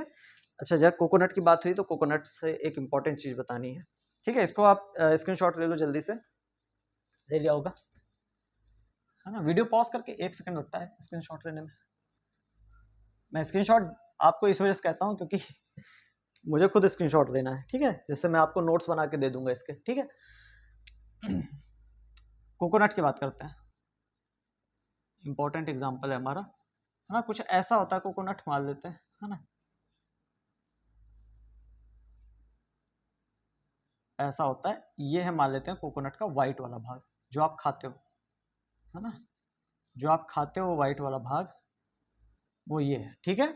और अंदर भरा हुआ है लिक्विड, अंदर भरा हुआ है लिक्विड, ठीक है। जो ये व्हाइट वाला पार्ट होता है जो आप खाते हो ना, ये सॉलिड है एंडोस्पर्म, ठीक है। तो इसी को हम कहते हैं सेलुलर एंडोस्पर्म, सेलुलर एंडोस्पर्म। तो जो सेलुलर एंडोस्पर्म होता है ये कैसा होता है, सॉलिड होता है ना। ये सेल का बना होता है और कई सारे सेल्स एक दूसरे से मिलकर ये पूरा का पूरा बनाई होती है, ठीक है। जो दूसरा अंदर भरा हुआ है ये, इसको हम कहते हैं फ्री न्यूक्लियर एंडोस्पर्म, ठीक है। फ्री न्यूक्लियर एंडोस्पर्म क्यों कहते हैं इसे, लिख दूं तो बताऊं क्यों कहते हैं, ठीक है। फ्री न्यूक्लियर एंडोस्पर्म क्यों कहते हैं, क्योंकि ये जो एंडोस्पर्म है यहाँ पे सेल्स नहीं बन पाई हैं, सिर्फ न्यूक्लियस ही न्यूक्लियस रह गया है, ठीक है। तो सेल का फॉर्मेशन नहीं हुआ, सिर्फ न्यूक्लियस रह गया, इस वजह से फ्री न्यूक्लियर एंडोस्पर्म, ठीक है। जो बाहर है वो सेलुलर एंडोस्पर्म है, मतलब एंडोस्पर्म की सेल्स हैं, यहाँ पे सिर्फ न्यूक्लियस है, तो इस वजह से फ्री न्यूक्लियर एंडोस्पर्म कहते हैं, ठीक है। तो ये एग्जाम्पल कोकोनट का है, इसको नोट कर लो, फिर आगे बढ़ते हैं, ठीक है। अच्छा, एक चीज समझ लो कि अब हमने क्या करा रखा है, हमने फर्टिलाइजेशन के पहले जो होना था वो सारी काम करा दिए, है ना। प्री फर्टिलाइजेशन जिसे हम कहते हैं, जहाँ पे गैमीट का फॉर्मेशन हमने करा दिया, गैमीट का हमने ट्रांसफर करा दिया, है ना, पॉलिनेशन बेसिकली। फर्टिलाइजेशन भी हमने करा दिया, अब हम पोस्ट फर्टिलाइजेशन यानी फर्टिलाइजेशन के बाद क्या होता है ये चीज देख रहे हैं, ठीक है। तो इसको नोट कर लो, फिर इरेज करता हूँ। हाँ, तो अब आते हैं पोस्ट फर्टिलाइजेशन, मतलब फर्टिलाइजेशन के बाद क्या हो रहा है वो चीजें देखते हैं। तो देखो हमारे पास ये फीमेल सेक्स ऑर्गन या गलो कार्पेल है, पिस्टिल है ना। तो इस कार्पेल के अंदर 3 पार्ट आपको पता है, स्टिग्मा, स्टाइल और ओवरी। जो ओवरी होती है वो फर्टिलाइजेशन के बाद फ्रूट में चेंज जाती है, कब, फर्टिलाइजेशन के बाद हो गई, ठीक है। ओवरी फ्रूट में चेंज जाएगी। इसके अलावा जो ओवरी की वॉल होती है वो फ्रूट की वॉल में चेंज होती है ना, ओवरी की दीवार जो है वो फ्रूट की वॉल बन जाती है, ठीक। जो ओव्यूल होते हैं, ओवरी के अंदर हमारा ओव्यूल होता है, ओव्यूल जो होता है वो सीड में बदल जाता है। जो इंटीग्यूमेंट्स होते हैं, है ना, ये हमारा एम्ब्रियो साइक, बीच में ये रेड कलर का क्या है, एम्ब्रियो साइक है, उसके बगल क्या है, न्यूसेलस की सेल है, उसके बगल जो है इंटीग्यूमेंट्स है। जो इंटीग्यूमेंट्स होते हैं वो चेंज हो जाते हैं सीड कोट में, ठीक है। तो ओव्यूल सीड में चला गया और इंटीग्यूमेंट जो है वो सीड कोट में बदल गए, ठीक है। जो न्यूसेलस की सेल्स होती हैं, एम्ब्रियो साइक के जस्ट बाहर न्यूसेलस की जो सेल्स होती हैं वो डीजनरेट कर जाती हैं नॉर्मल कंडीशन में। लेकिन कई ऐसे पेड़ होते हैं जिनके फ्रूट में देखा जाता है कि न्यूसेलस की सेल डीजनरेट नहीं होती है, वो परसिस्ट करती है, मतलब वो बनी रहती हैं। तो अगर न्यूसेलस की सेल प्रेजेंट है या लगातार बनी हुई है तो हम उसे कहेंगे पेरिस्पर्म। तो जैसे ब्लैक पेपर हो गया, काली मिर्च, और जो बीट होता है, बीट समझ लो आप, चुकंदर हो गया, है ना। तो ब्लैक पेपर और बीट में जो है पेरिस्पर्म पाया जाता है, और जब हम कहते हैं पेरिस्पर्म पाया जा रहा है मतलब न्यूसेलस की जो सेल्स हैं वो डीजनरेट नहीं हुई हैं, वो पाई जा रही है, बनी हुई है, ठीक है। तो ये फर्टिलाइजेशन के बाद ये सारी चीजें होती हैं, इसको नोट करो, फिर आगे बढ़ते हैं। हाँ, अगला टॉपिक है डोरमेंसी, ठीक है। डोरमेंसी क्या होती है, inactive state of seed due to unfavourable condition, मतलब अच्छी कंडीशन ना होने की वजह से जो सीड होता है वो एक इनएक्टिव स्टेज में चला जाता है। इससे क्या होता है ना, वो शांति से पड़ा रहता है, जब तक उसको अच्छी कंडीशन नहीं मिलेगी तब तक वो ग्रो नहीं करेगा, ठीक है। और ये नॉर्मल आपको हर एक सीड में देखने को मिल जाएगा। एक नॉर्मल आप आम का या किसी भी चीज का एक सीड आप ले लो और अपने घर पे रख दो, है ना, वो ग्रो नहीं करेगा। लेकिन अगर वही आप किसी गमले में डाल दो या किसी जमीन पे डाल दो, मिट्टी पे डाल दो और थोड़ा बहुत पानी आ जाए तो वो ग्रो करने लगेगा। रीजन क्या है, एक सर्टेन टेम्परेचर होता है, एक सर्टेन पानी की रिक्वायरमेंट होती है ना, एक सर्टेन पीएच होता है। जब तक वो नहीं मिलता है, जब तक फेवरेबल मतलब अपने हिसाब से कंडीशन नहीं मिलती, तब तक वो डोरमेंसी में रहते हैं सीड और वो ग्रो नहीं करते हैं, ठीक है। डोरमेंसी के दो बहुत एग्जांपल है, बहुत इंपॉर्टेंट एग्जांपल है। जैसे पहला है किंग हेरड का पैलेस था, एक किंग राजा हेरड थे, उनका जो पैलेस था, उनका जो महल था, उसमें एक डेट पाम का सीड पाया गया।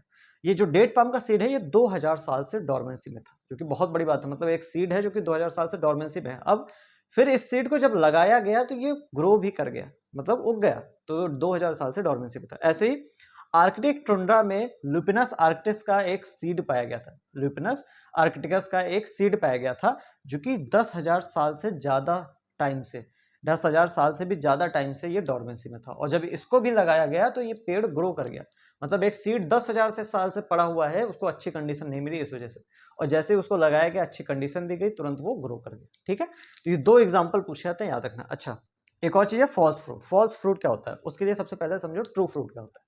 तो देखो अभी हमने जब यहाँ पे फिगर बनाया था पूरा, मैंने कहा था ओवरी जो है वो चेंज हो जाता है फ्रूट में, फर्टिलाइजेशन के बाद ओवरी जो है उससे फ्रूट बनता है, ठीक है।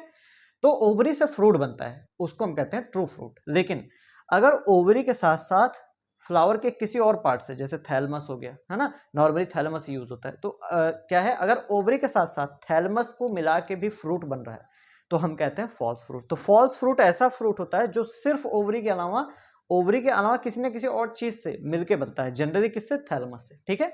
तो फॉल्स फ्रूट ऐसे फ्रूट होते हैं they develops from ovary as well as thalamus, ठीक है। तो ओवरी के अलावा थैलेमस से भी ये डेवलप होते हैं, जैसे एप्पल हो गया, कैश्यू हो गया, स्ट्रॉबेरी हो गया, ये फॉल्स फ्रूट है। इनमें ज्यादातर जो भाग आप खाते हो ना वो थैलेमस से बना होता है, ओवरी वाला पार्ट काफी कम होता है, ठीक है।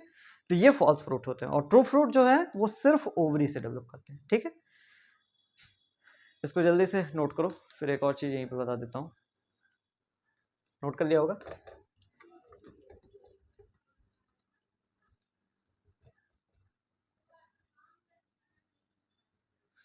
पार्थेनोकार्पी, ठीक है,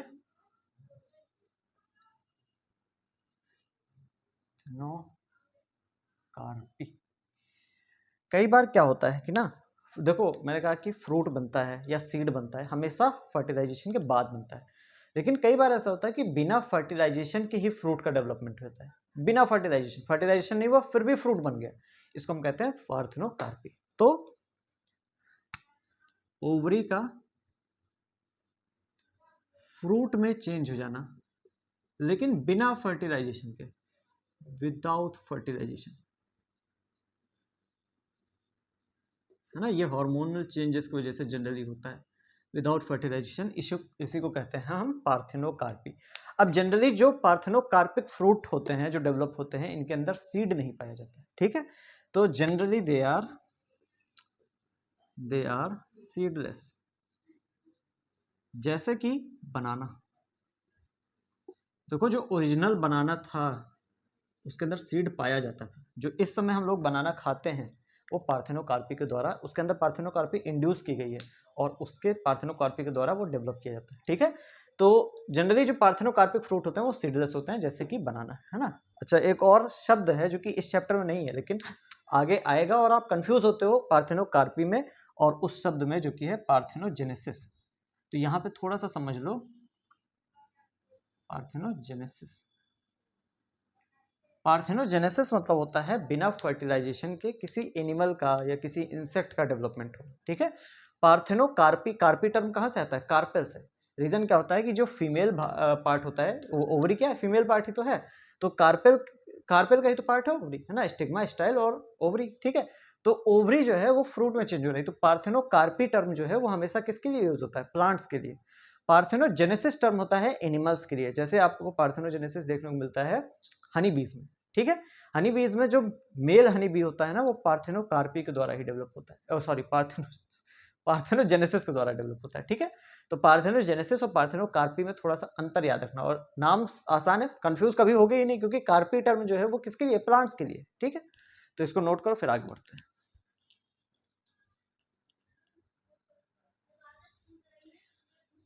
यहीं पे अगला टॉपिक भी लिखना पड़ेगा, ठीक है,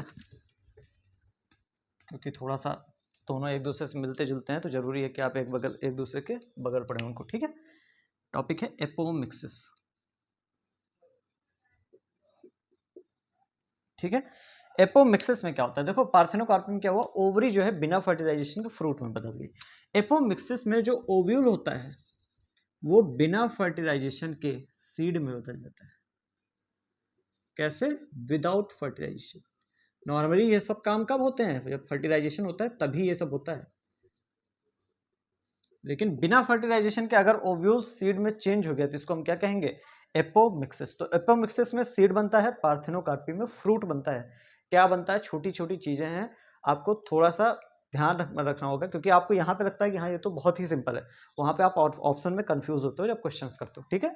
तो पार्थेनोकार्पी में बिना फर्टिलाइजेशन के ओवरी से फ्रूट बन गया, और एपोमिक्सिस में बिना फर्टिलाइजेशन के ओव्यूल से सीड बन गया, ठीक है। अब यहाँ पे इसको ऊपर इरेज कर रहा हूँ, ठीक है।